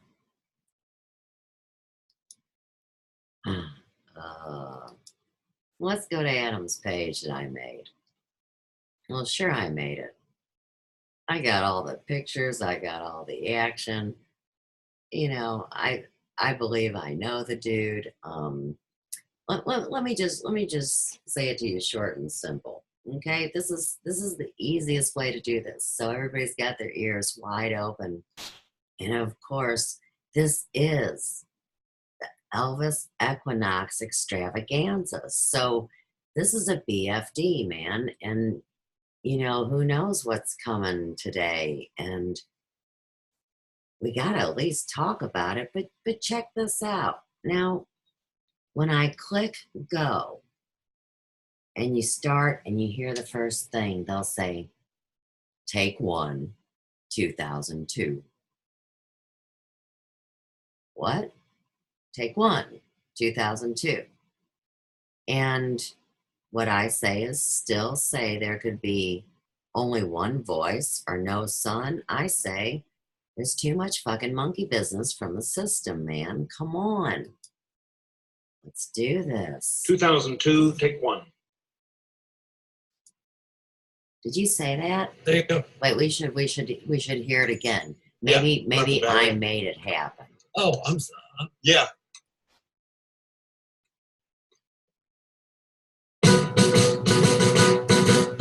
Come on, everybody. 2002, take one. Thank you.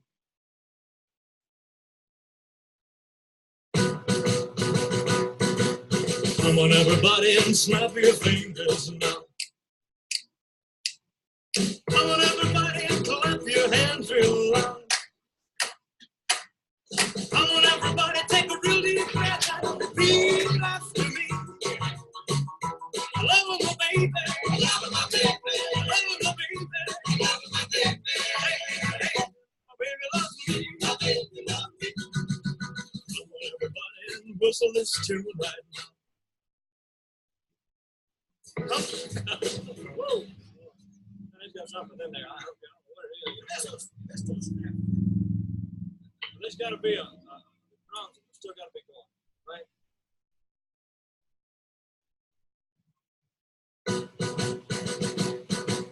Come on, everybody, and snap your fingers now.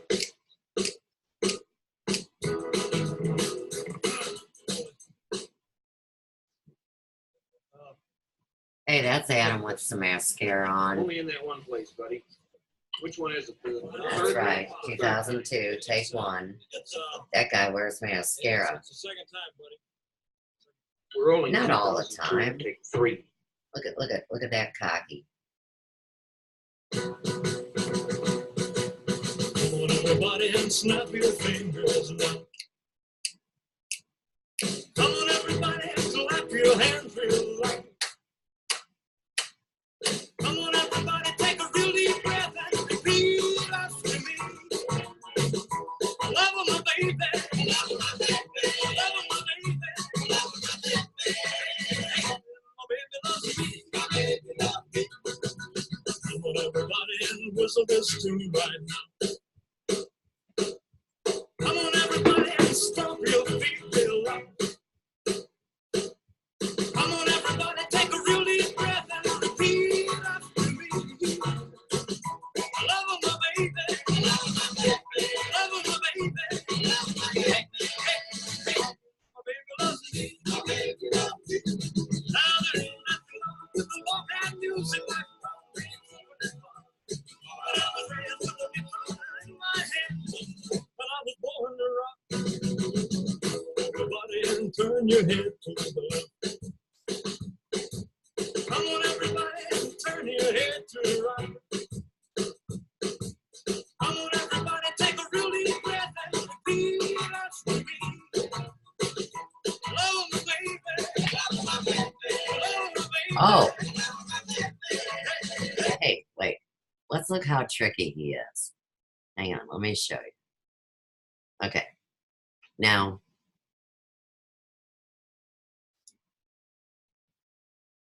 okay.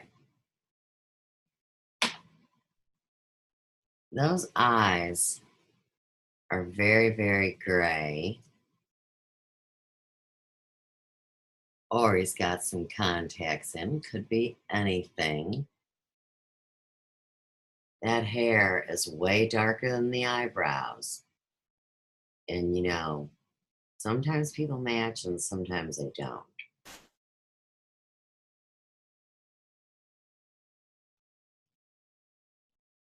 Where'd you go? Right there.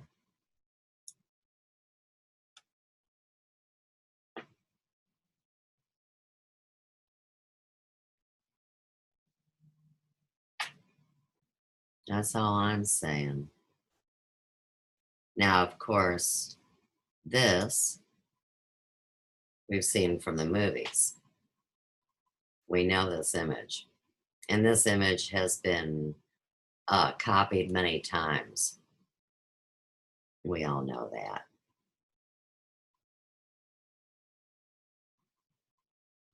Let's see what else we got here. Let's go here. It's a great song. Hey, wait. Everybody.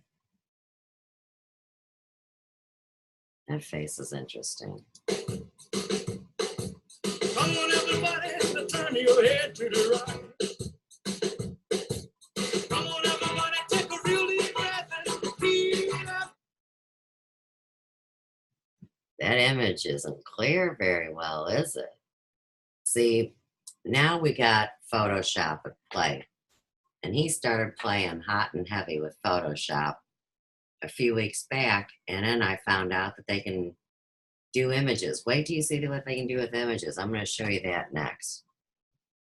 That's not because whoever made this didn't have a clearer picture of a video.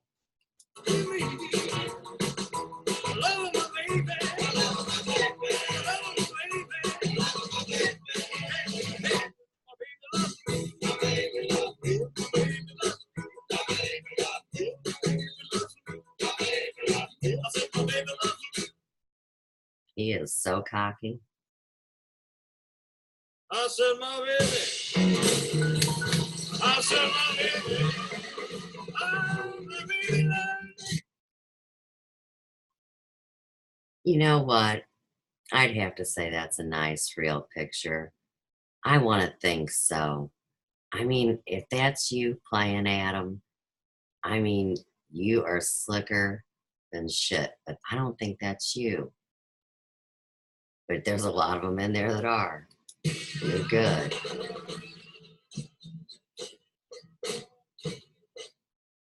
Oh, hey, wait.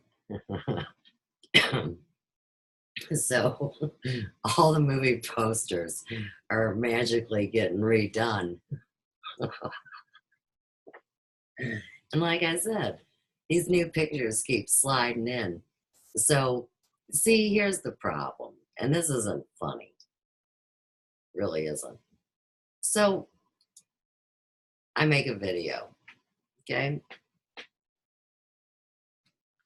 And I don't really even care, you know, it's no big deal. They'll say, you know, it's copyrighted. I say, okay, great. I wonder if when he uploads his own stuff, I mean, if he was here, I'd ask him, I'd say, Adam, you got to tell me because I don't get it. So, see, Google's kind of smart, right? I mean, they're like an intelligence collector or something. So if you submit footage that you did in 2002 and you type in that it's Elvis, I mean, do you get a copyright strike or is it just anybody else? And I do submit that question to Mr. A.P. Adam #1, you know, sneaky guy, wherever he is. I guess you want to see a picture of him. If I was you, I would. I'd say, Suze, show me a picture. I'd say, all right, no problem. And then we're going to play a song. Hey, who's this guy? I mean, does anything say that that's not Elvis? Hey, and you know, I am gonna type any name tonight. You damn straight. This is the extravaganza. Better spell it right. Oh look,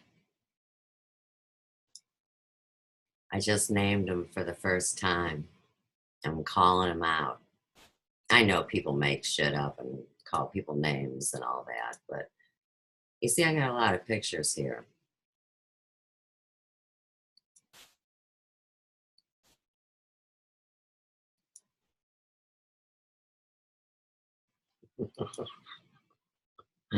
These are great.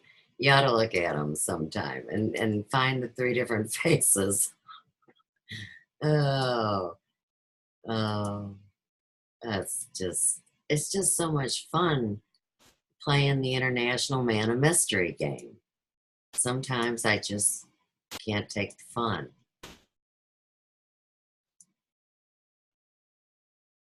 Hey, there's that wavy-headed one. And let's look at this wavy-headed one for a minute, okay? This is fun. I can't really say that I could blame being too busy to do this. So, okay, let's just play, all right? Here's this nice young man with wavy hair, real wavy hair. And he's Mr. Fancy Pants. I mean, he's sharp-dressed man. But when Elvis was like young like that, I didn't know he had the money for threads like that. And this dude, I don't know, man. Pretty sharp.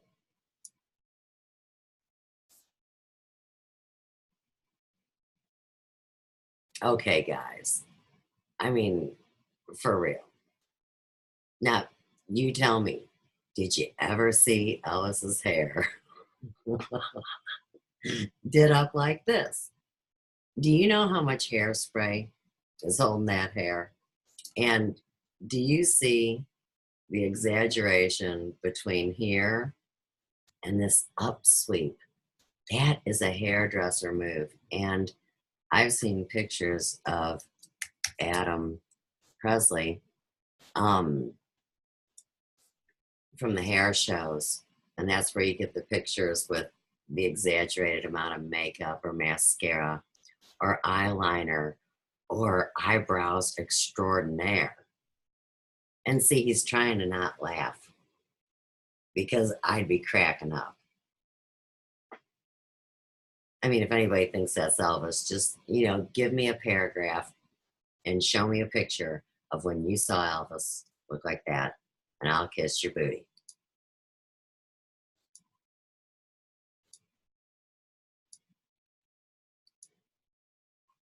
Oh, that's my picture. And that's when he took me around the world on some kind of crazy concert night where they take control of my computer. And of course, surely I don't have to prove to anybody. I know you guys have seen the footage where they take control of my computer and flip the camera between me and Elvis. And if you haven't seen it, you probably should. Maybe I'll show it to you tonight. Got a lot to do. I'm trying to keep it concise. Now, seriously, one more thing before we leave. So, you saw those pictures of Elvis and Ann, or whoever these folks are. And for everybody that knows this song, there's a part added in. And they'll say, and I was born to rock, and do this thing in the middle of a song. There's got to be the drums have got to be going. Okay, now, hang on, because I don't want to play the whole song. They go through the verse, come on everybody, and turn your head, and do this and do that, and repeat after me, loving my baby, and my baby loves me.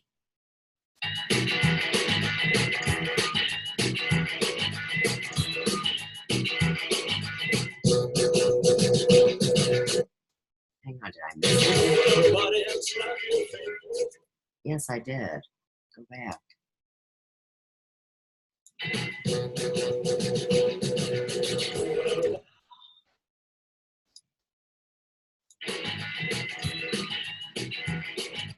Come on, Suze. Am I getting played with? Just a little bit.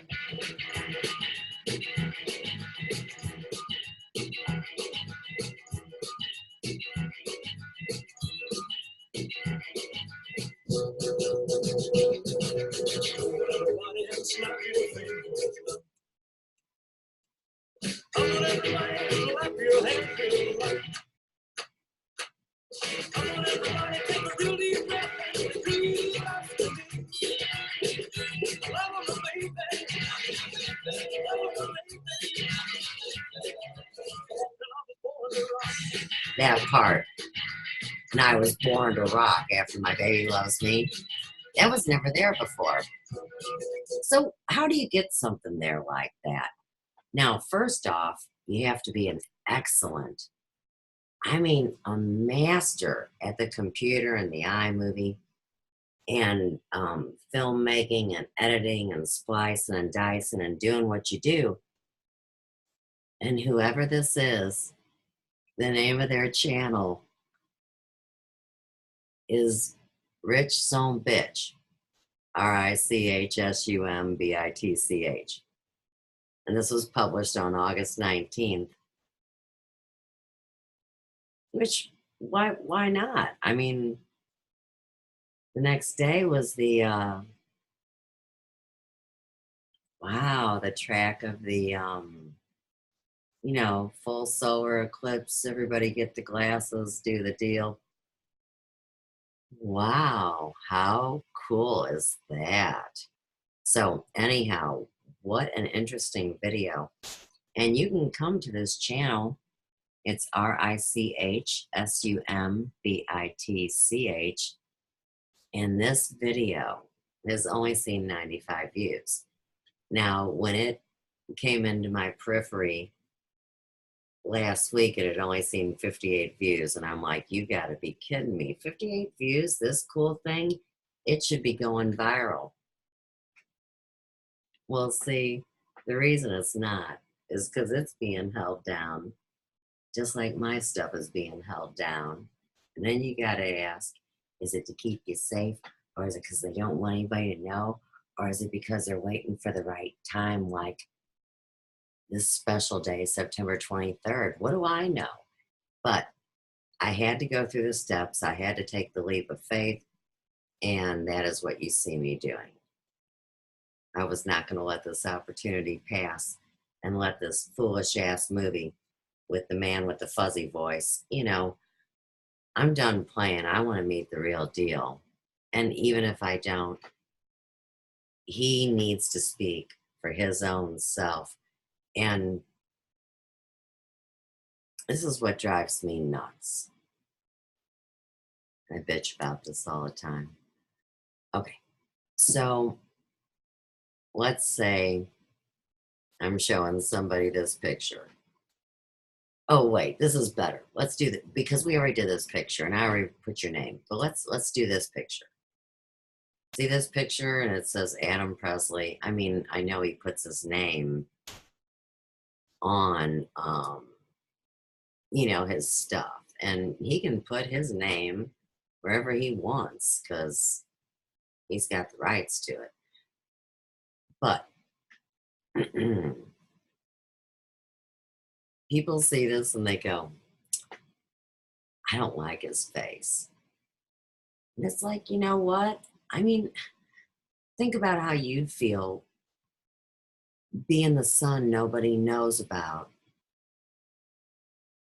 And you look so close to identical, but people are nitpicking your ass and saying, well, bip, bip, bip, bip, bip. And in their minds, they only remember the one with the short face, because we live in the United States. See, in Europe, they're all laughing, going, yay, because they know this guy. And he's the guy with the real pictures. But anyhow, so that's Adam. Did I type that in yet? Where do I do it? Don't I just click anywhere? Are you playing with me and I can't do it? Oh, well. Never try to force anything, especially when I share the computer with a extremely high intelligence, which I would like the nature disclosed of. I mean, look at me. This is my 37th month online, and I'm showing people things they can't believe. And they go, how do you do that? I'm like, I don't know. I really don't. But I do want to say this. You know what I do know? When I give witness to what happened on September 1st, 2014, it's now very familiar to me. So when I spoke of the phenomena at that time, I didn't have the understanding, but anytime they want, they can intermix and flip the screen and they'll have a copy, or we'll have a different copy on my iPhone as my computer. There's lots of beautiful things that happen, and that's all part of the mystery. So doesn't really matter, but it is relevant because if we think technology is going to rule the world and we should trust it, and it's 99% accurate, even if the programmer is a boof for a nut guy like CW, you know, that it's still that accurate. Well, to say a human is only accurate half the time is a disrespect to spiritual beings having a human experience everywhere.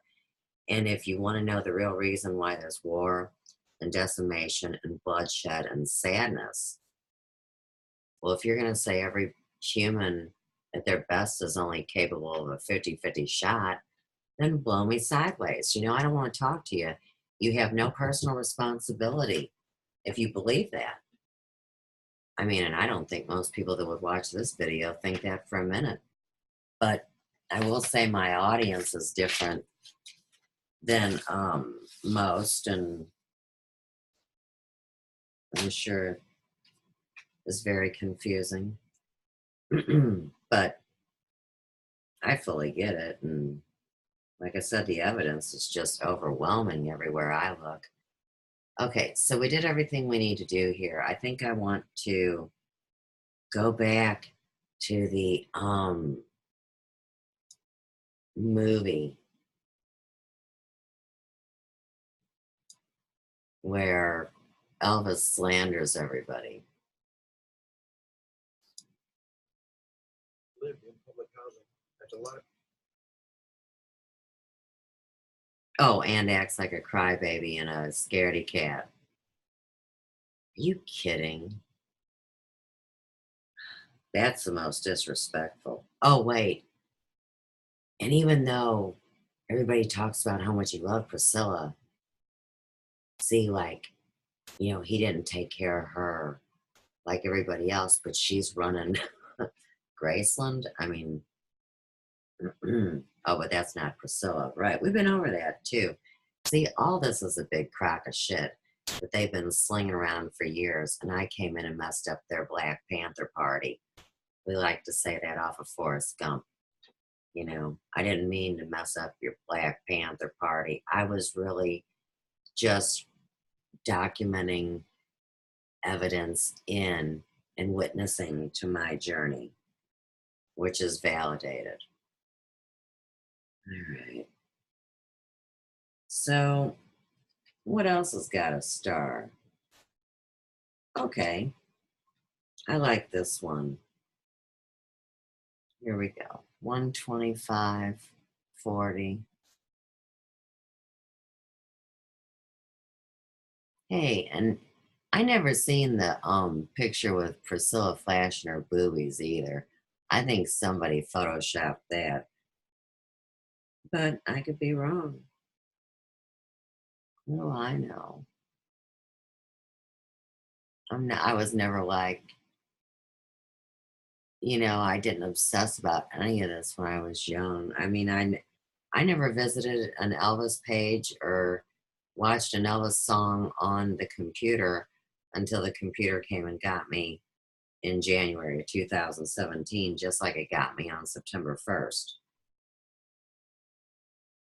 All right, focus, Suze. 125, come on, don't keep people hanging. Stay. Oh, you. Go ahead. I was worried it'd be traced back to me. Oh, you're Next worried. time, You got a bad Frank gun. Sinatra might be there. It's going to get traced back to He you. tried to kill Frank by blowing up his plane that he leased from a mafia front company called Jet Avian. But his mama got on the plane instead of him. A snowstorm today hampered the search for Natalie Sinatra and 3 others who were aboard a charter jet plane that vanished last night. Then somebody tried to put a bomb on my plane in Pittsburgh, but the FBI stopped me.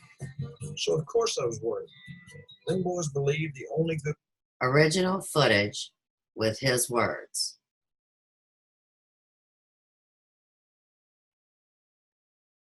That person should be responsible to show their face, because if it's really Elvis, he's already outed. Everybody knows where he lives.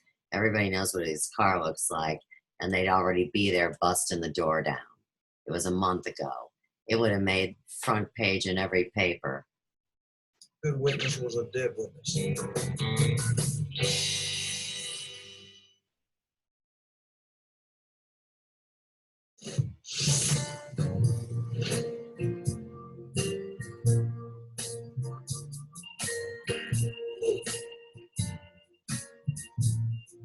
Boy. What happened next? In June of 77, the FBI told me my life was in grave danger. They had wiretapped a meeting at a mafia social Hey, club that in was Rome. Adam's footage. Bill Ayers and some Black Panthers. I know that And a footage too. Gambino mobster named Paul Castellano was there. They all agreed I must be a federal agent, and they put out a contract on me. The Weathermen, the Panthers, and the Mafia. A triple threat. What did you do? Well, I was very nervous. It would be That's easy from a for movie anyone with an to shoot on Elvis stage. impersonator. I can't even believe they Words would used not that. bounce off me like they did Captain Marvel Jr. So I called President Carter and I asked him for Secret Service protection, but he said it was something only the president could have. So I told him I was running for president. He laughed, but said he would recommend me for the witness protection program. But I realized if I was alive, that Lisa Marie and Daddy would be in danger. And Mama had died so young, and I'd lost my twin brother. I had to find a way to live for them. That's when I remembered Master Comics number 110, Captain Marvel Jr. and the Hidden Death. I must have read it 100 times. It was... Hey, wait. He didn't know what to do until he read a comic book, and he knew exactly what number the comic book was. This is a grown-ass man handling his affairs. And no matter how poorly you think he handled them, if you think he needed a comic book to tell him the answer, then you're in the program. I mean, they got you. Hook, line, and sinker. That's beyond bad.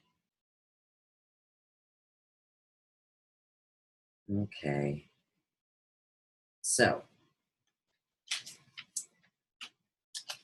very disappointed. Oh, shit. Here it is. Wait, let me just get past the cartoon and the bullshit. Just the cartoon.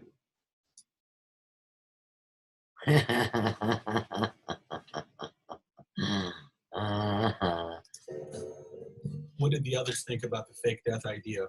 Colonel Parker, Dr. Nick. The colonel said it was a That great was a move, real picture. public relations wise. That it'd be a great way to make money off the fans. You see, the colonel couldn't control me anymore in life. I was sick of him. I was more valuable to him dead. Hey.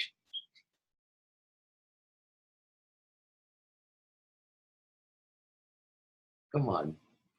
Back up to that. Where's that hat at? Oh my gosh. Master Comics number 110. Captain Marvel Jr. and the Hidden Death. Yeah. You need a comic book to I tell you must what have to read it do. 100 times. Grown ass It man. was where Captain Marvel Jr. faked his own death With a to kid. deceive his enemies.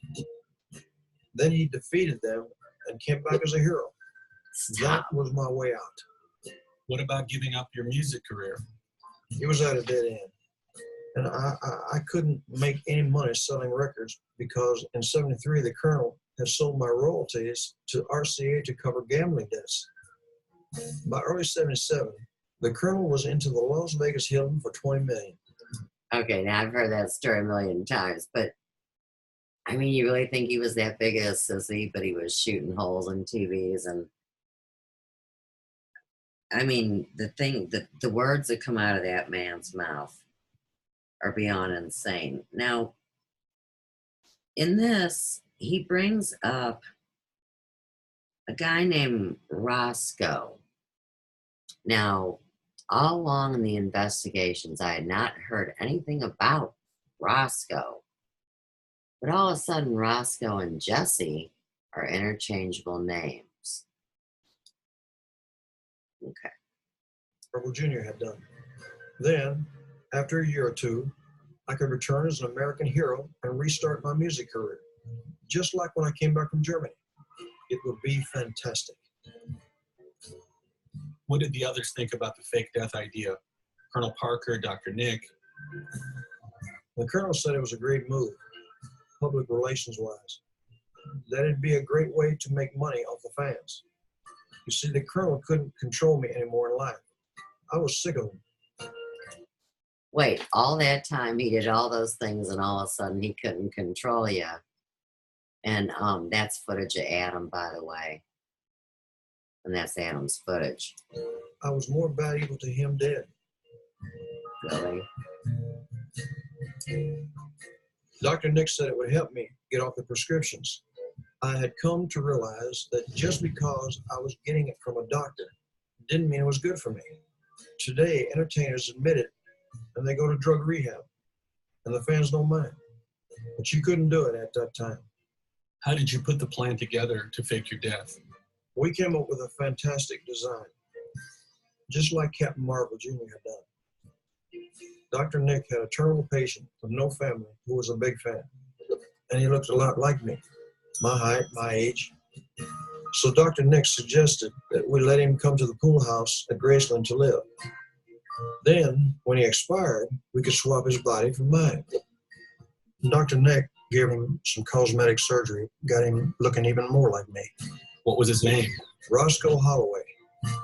He was from Germantown, Tennessee. The only problem was Roscoe was heavier than me. He went about 250 and I was only 170. So I ate a lot of ice cream and fried foods, especially.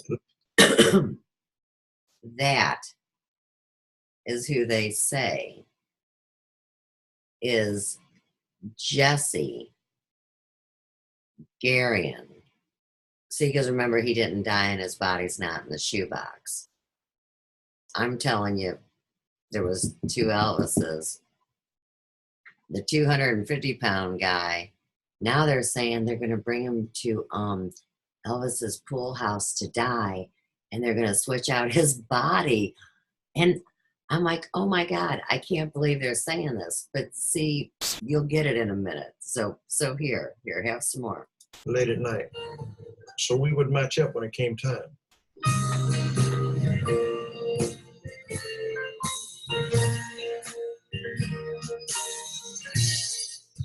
But how could you possibly pick a date for Roscoe to pass away? August 15th was our target date because I had to testify for a grand jury against Frederick Crow. Target date for He somebody ran to die. Air Airlines out of Florida. Oh my God. It was a mafia front company for stealing aircraft. I have sold him one of my airplanes in a sting. Dr. Nick was sure Roscoe would expire in time.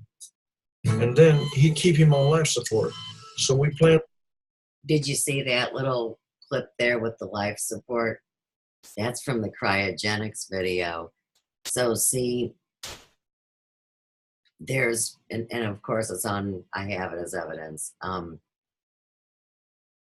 You know, this guy gets taken to the cryogenics lab and they hook him up and freeze him, and then they come back 20 years later, and at first he's not responding, and then his finger starts moving, and you know, but they said it was a secret tape that Elvis got back from the cryogenics lab. So that footage is out there. See, so that's the point I'm making.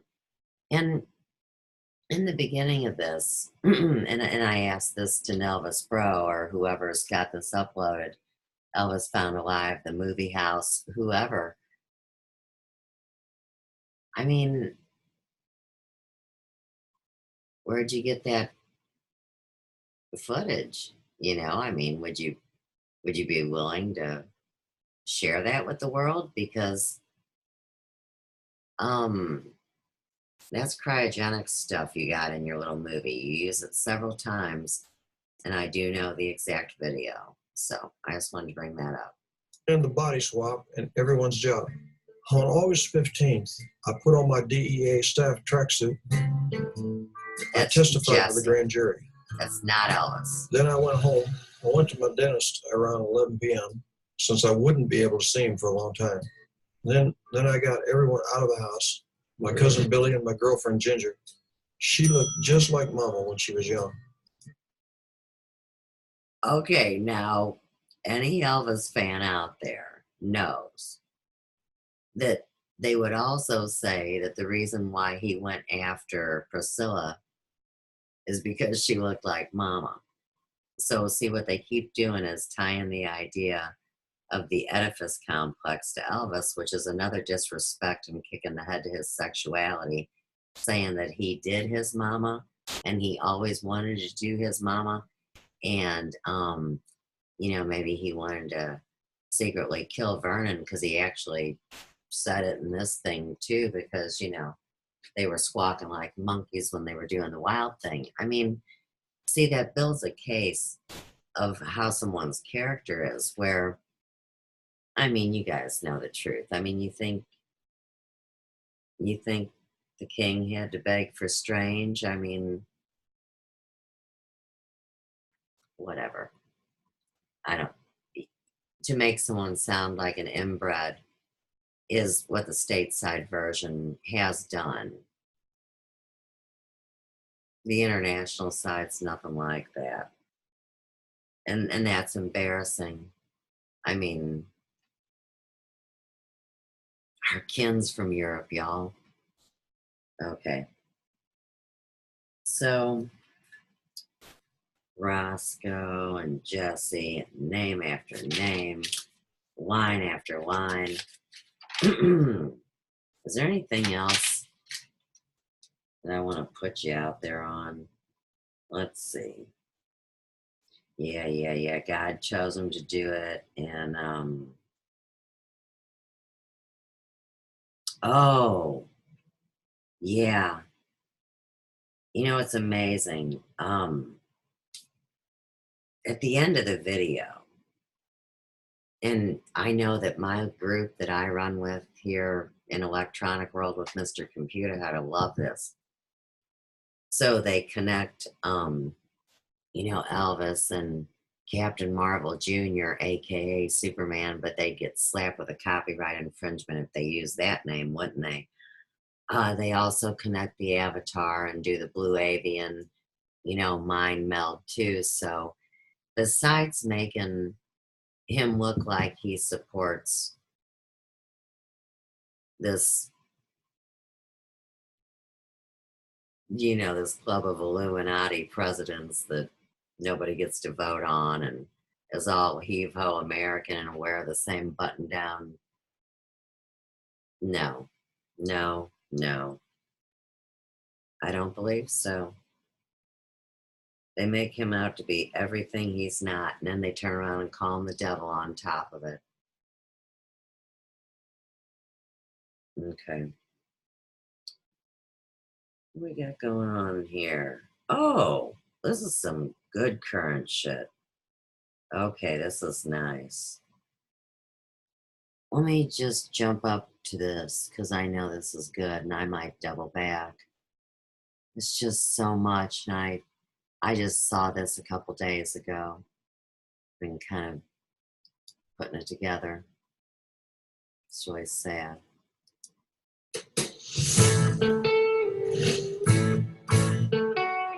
Superhero.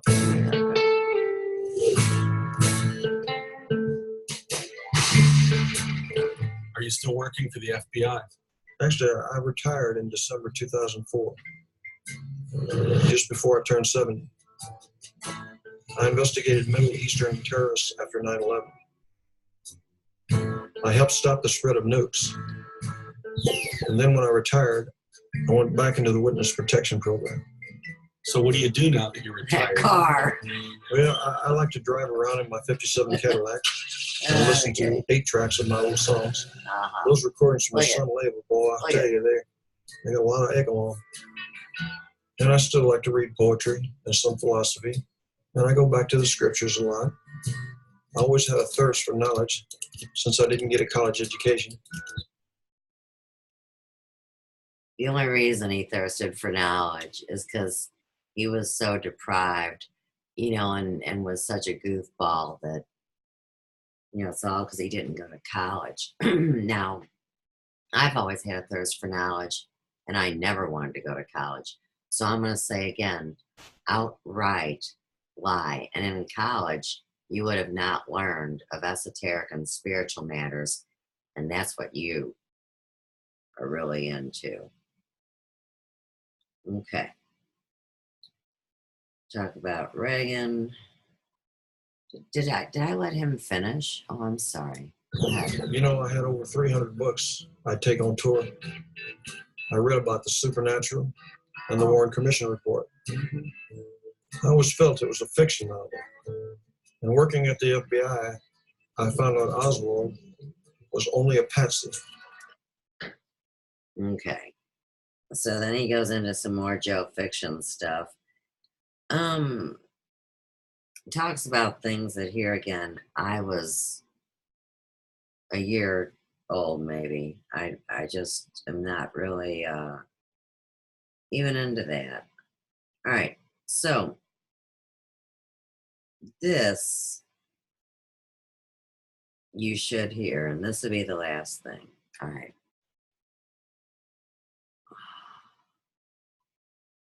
There's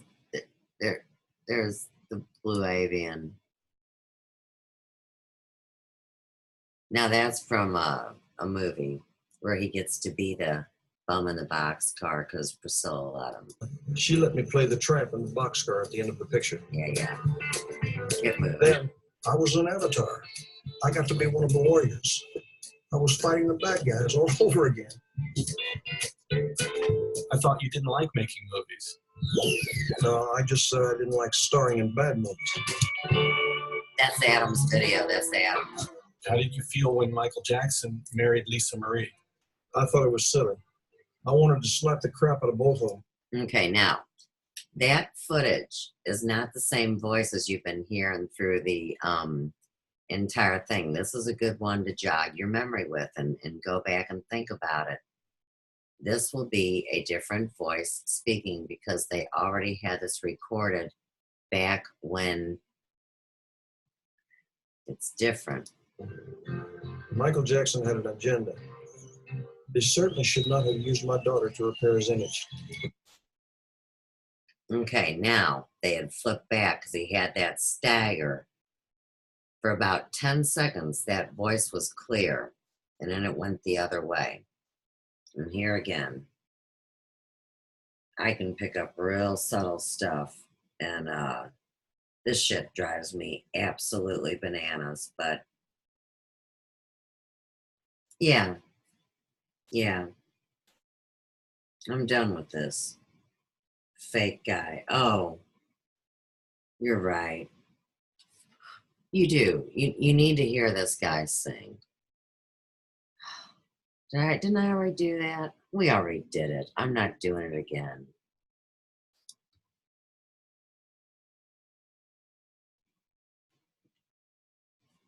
Elvis Found Alive, complete movie.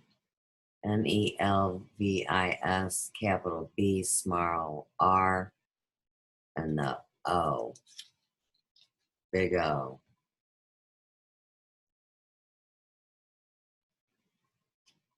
Now, you've seen different things that I brought through the night, as confusing as they are. And you've seen what this guy brought, confusing as it is.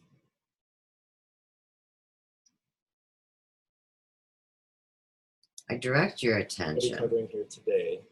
First, what to a channel I think everybody should subscribe to. I know it's not an exciting channel, but it's called the U.S. National Archives. And this was published on September 21st, 2017. And the presentation covers what is controlled, unclassified information, why it is important to protect it, what are the possible impacts to national security, and what is the difference between leaks, espionage, spills. And it says, what are the safeguarding measures necessary to protect CUI? What is the insider threat and the indicators related to possible compromise of CUI? And also, what are the reporting requirements and obligations of the employee? This has seen 185 views.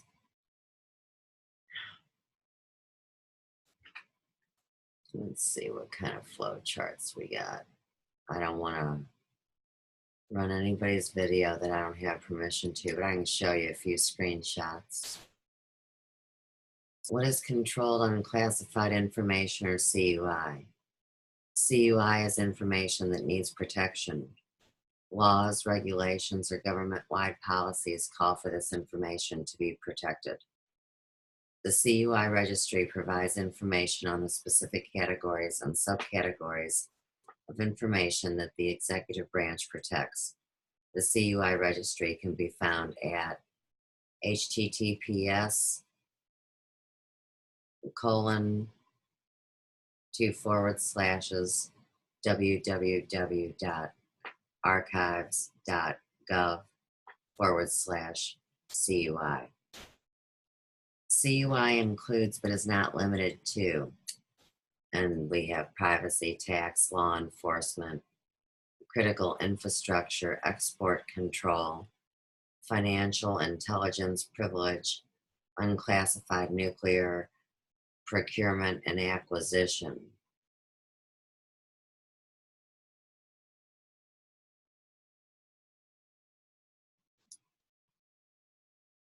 Yep, same thing. There we go. Okay. Why protect CUI? The loss or improper safeguarding of CUI could be expected to have a serious adverse effect on organizational operations, organizational assets, or individuals. Significant degradation in mission capability to an extent and duration that the organization is able to perform its primary functions, that the effectiveness of the functions is significantly reduced. Significant damage to organizational assets, significant financial loss, or significant harm to individuals that does not involve loss of life or serious life-threatening injuries.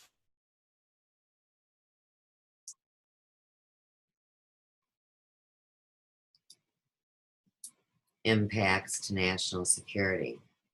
The OPM data breach is a significant CUI incident. Personal files of 4.2 million former and current government employees, security clearance background investigation information on 21.5 million individuals.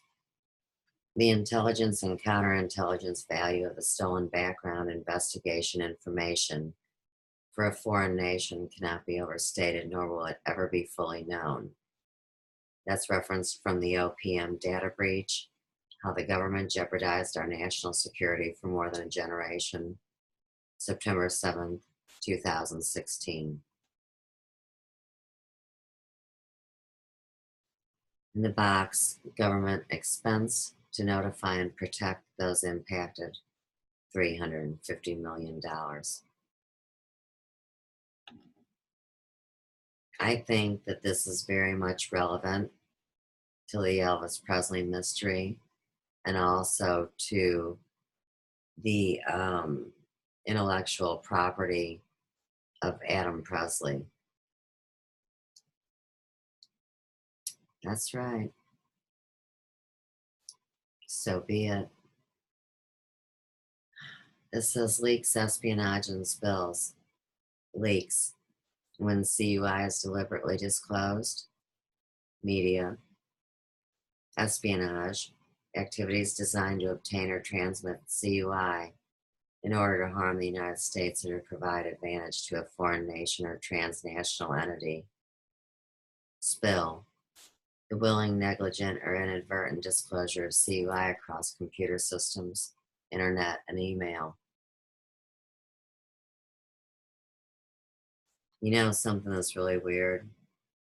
A few days ago, and I have the note right here, let me get it. Check this out, y'all. A few days ago, I was awoken by a very nice voice, and she announced her name, and her name was Allison, and I do have her last name. And she said to me that she was going to be in Chicago on Friday and was wanting to interview me on Saturday. She'd be close to St. Louis. And I'm like, I'm sorry, what is this in regard to? And she says, well, you're Susie Pratt, right? And I said, yes. And she says, well, aren't you a witness in the trial? And I said, I feel like I'm in a dream world. I said, you know, it's just a little after 9 and I'm pretty confused. And that's when she gave me her phone number, and I do have it right here. And I also have a name that was provided to me that I'll keep private.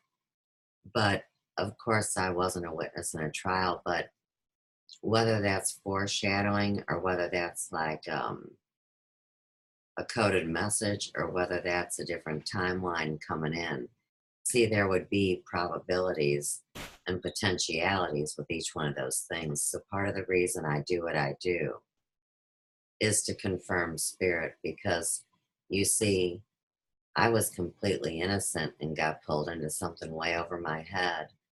And if this Presley mystery is connected, if it makes sense with this, and I've been the one that has disclosed the true information, and all these jackasses that are making shit up that are in on the game, now see what happens to them. But like I said, I've got great faith, and I know that I'm protected, and I know that I've been completely 100% honest and true on the computer the entire time that I've been on it, and that will stand up in any court that God or man could ever bring. So I have faith. But I get this. This is heavy shit. And no, I'm not an egomaniac, goofballs. I'm the scribe in the Presley mystery. Duh. Now, here's the speaker dude. Let's see him for a minute. Okay, so he says there's a number of measures in place to protect CUI, and their safeguarding measures are stipulated if or A number of when. measures in place to protect CUI. These safeguarding measures are stipulated in agency policy and procedure. These safeguarding measures include everything from document marking, email encryption, physical and electronic safeguardings, to the types of locks and safeguards that we use to protect our physical environments. The CUI registry, a little bit more on this, is a summary of what we protect under the CUI program. It is a catalog of all the information types that fall under the program. All right. Very good, very good, very good. So you can see that it's always good to subscribe to the U.S. National Archives. A lot of interesting things come out. I found out about my genealogy and all sorts of different things. And the office where all the stuff is right down the street. And I have so many original documents too. It's just awesome. They're showing a controlled environment. Controlled environments is any space or space an authorized holder deems to have adequate physical or procedural controls, barriers, and managed access controls for protecting CUI from unauthorized access. And when you're outside a controlled environment, you must keep the CUI under your direct control or protect it with at least one physical barrier. Right on. Whatever needs to be done.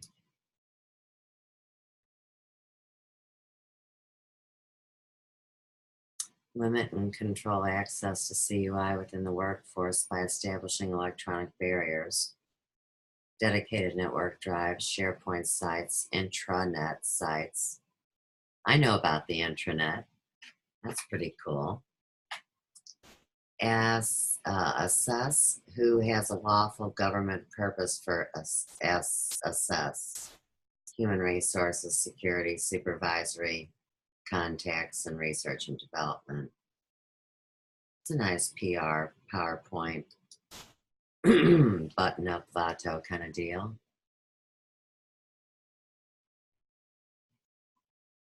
And surely somebody that's been honest and true could never have disregard. And, you know, I surely had no forethought even of how serious this video was, because I was preparing for the show, but I knew it would be important for tonight. I knew I wouldn't play it. I knew I would read it, which is fine.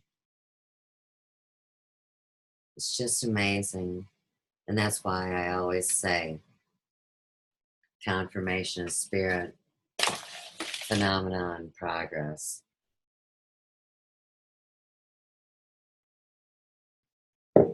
Isn't that something, y'all? So let me show you what I'm talking about. With the Elvis clip. Let me, okay. We'll go this way. So I made a video, and a lot of people have seen it. Elvis Memphis update at the Lionsgate, 8/6/2017. I had footage of the heroin epidemic on Elvis Presley Boulevard, mixed it with footage I had taken on my iPhone of Elvis, alleged Elvis, with this timestamp rolling. And believe it or not, they put me in the footage too. And what's lovely about that is that they validate the reality that I've told people and lost friends and clients over, and people look at me like I'm nuts, is that anytime they want, they can flip the cameras around and look at you. And even if you tape up where the little green circle is, there's other places in your screen, just like in your smart TVs and appliances and all sorts of things, that grab bits of information and have exchanged and put off emissions that aren't so good for you, no matter which way you slice it. And you should protect yourself, by the way. But I mixed them together. And for example, I have a few clients that think that's Adam, and somehow he made that footage because it doesn't seem like Elvis. And I'm like, man, now you give me something else to think about. But for example, when you see the screen go like that, that's where they're looking at me. So let's go right here, and I'll show you a snippet from it, and then I'll show you something really wild. But this, yeah. This is very basic. When we get through See, work, there's your buddy Sue just getting a cigarette. Wind up like this. And you're doing it because you want to do it. We do it because we want to do it. Yeah. Las Vegas, after you've done There I 2 am, and shows, I'm backing away because I don't want anybody to accuse me of having bells and whistles. We do 2 shows a lot of times, and we'll go upstairs and sing until daylight. You know, gospel songs. How do you do it? Not too often. When you're working every night there. Hey, what does it do for you when you get into this? Is it like I think it more or less puts your mind at ease. It does mine. In that shot, I'm not even in there. Because you've been really concentrated. So see, they really went out on a limb so to prove and validate that point. There are no secrets. But if you're not part of the problem, then you're part of the solution. There's nothing wrong with it. But And I'm part of the solution. I created a real fast up-tempo song or something. And I would leave They'll the show stage, me one more time and you then know, I'll like cut stage it. for hours. Bertha, when you leave the stage like a place like Vegas, you really up. He does have a big full lip. And there I am. See? Okay. So now here's what's a trip. Check this out.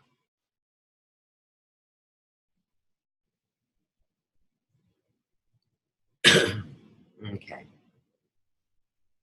So it was about 5 days ago now. And one of my super uber educated young clients said, "Hey, Suze, have you looked at your original footage? Because, you know, I got a couple of people that because they know so much about the computer, now they're freaked out, like acting like it's a bad thing." And I'm like, you don't get it. You have no clue of what's going on, levels and levels above what you can even perceive. Everything is okay until I tell you it's not. And if I have to tell you it's not, I will. Oh, this takes so long. My computer's loaded up and full. I almost forgot what I was doing, but I know we're looking for that footage. You can't be lost if you have a mission. Hey, here's the morning matinee that had the big Elvis, you know, like Paul Bunyan's statue on a roof of a burger dive. I don't even know. And I love this. Look, this is what it looks like when you're trying to have a telepathic conversation with your friends. That was fucking funny. Come on, Suze. How much shit can a girl live stream? I mean, do you know how much you work on getting the word out? Balls to the wall, risking your life? Mm-hmm. Sure I do. Do I get tired? Daggum Skippy. But there's really no time to lose. I'm not crying. I'm not saying anything about that yet. Oh, here we are. I might have started gossiping or telling things I'm not ready to bring. Here. Okay, so this is the original footage from the iPhone, right?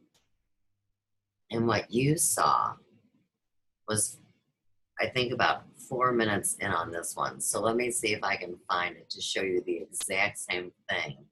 Then I'll show you what was on this phone, but not in the movie that's on YouTube. Ooh, that's a mouthful. Go about here, hang on. Because you've been really concentrating in there. Yep, damn good. Good. Okay, so I'm real close to when it's gonna happen, so check this out. Let me open up the screen first so you can really see it.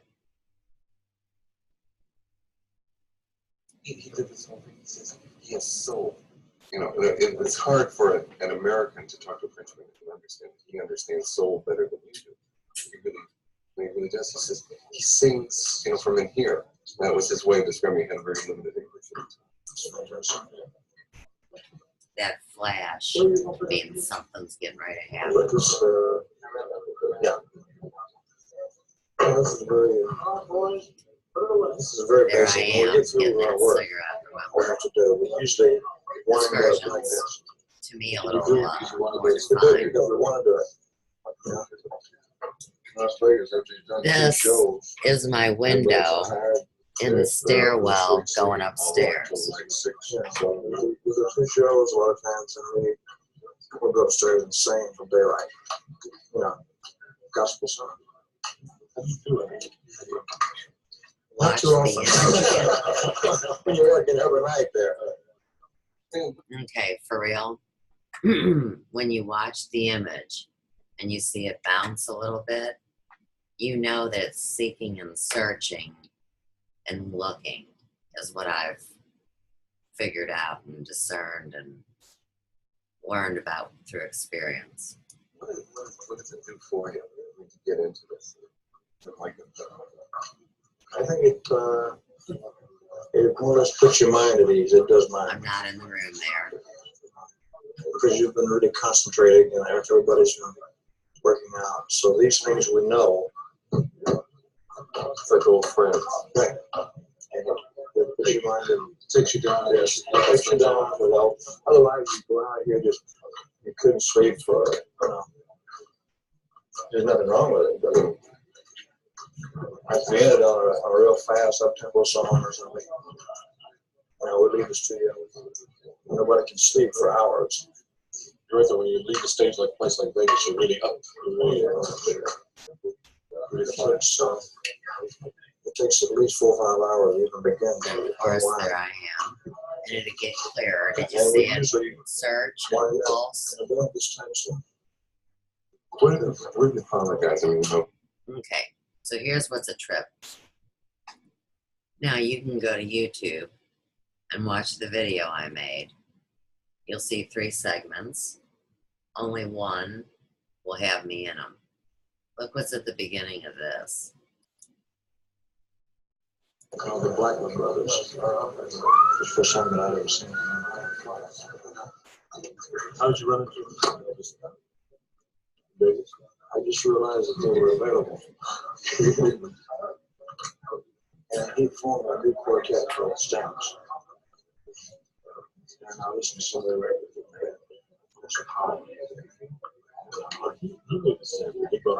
He put them together.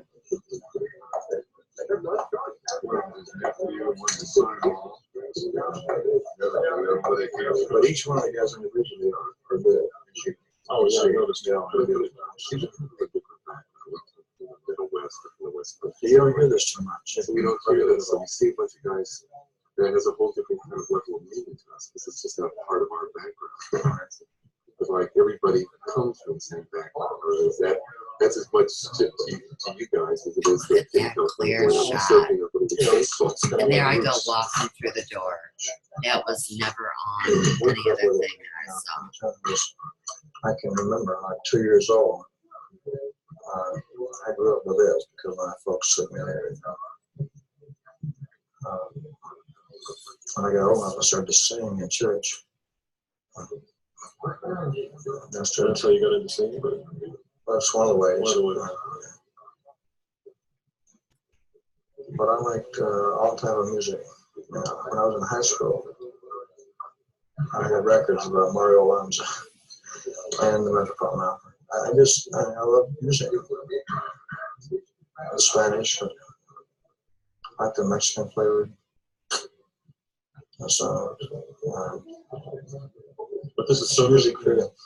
But this thing here, the gospel thing, is just the gospel. See, I'm not even in the room. It's what we looking. grew up with. See it focus. It shows in the music too, because there's a kind of if you've seen Baptist choirs, there's a kind of intensity. So that happens twice. And then, shortly we get the other 4. So there it all is, wrapped up in a nutshell. So whoever I'm dealing with is cooler than whoever they're dealing with. That's what we needed to bring forward. And I have a lot of hope. And I know that all my biorhythms and energies and all those things are being documented and recorded. So I'm groovy movie, guys. And I think I'm done for the night. I'm tired. Namaste, guys. Peace, love, and light from the Big Yellow House here at Sophia's Emporium. I'll talk to you soon.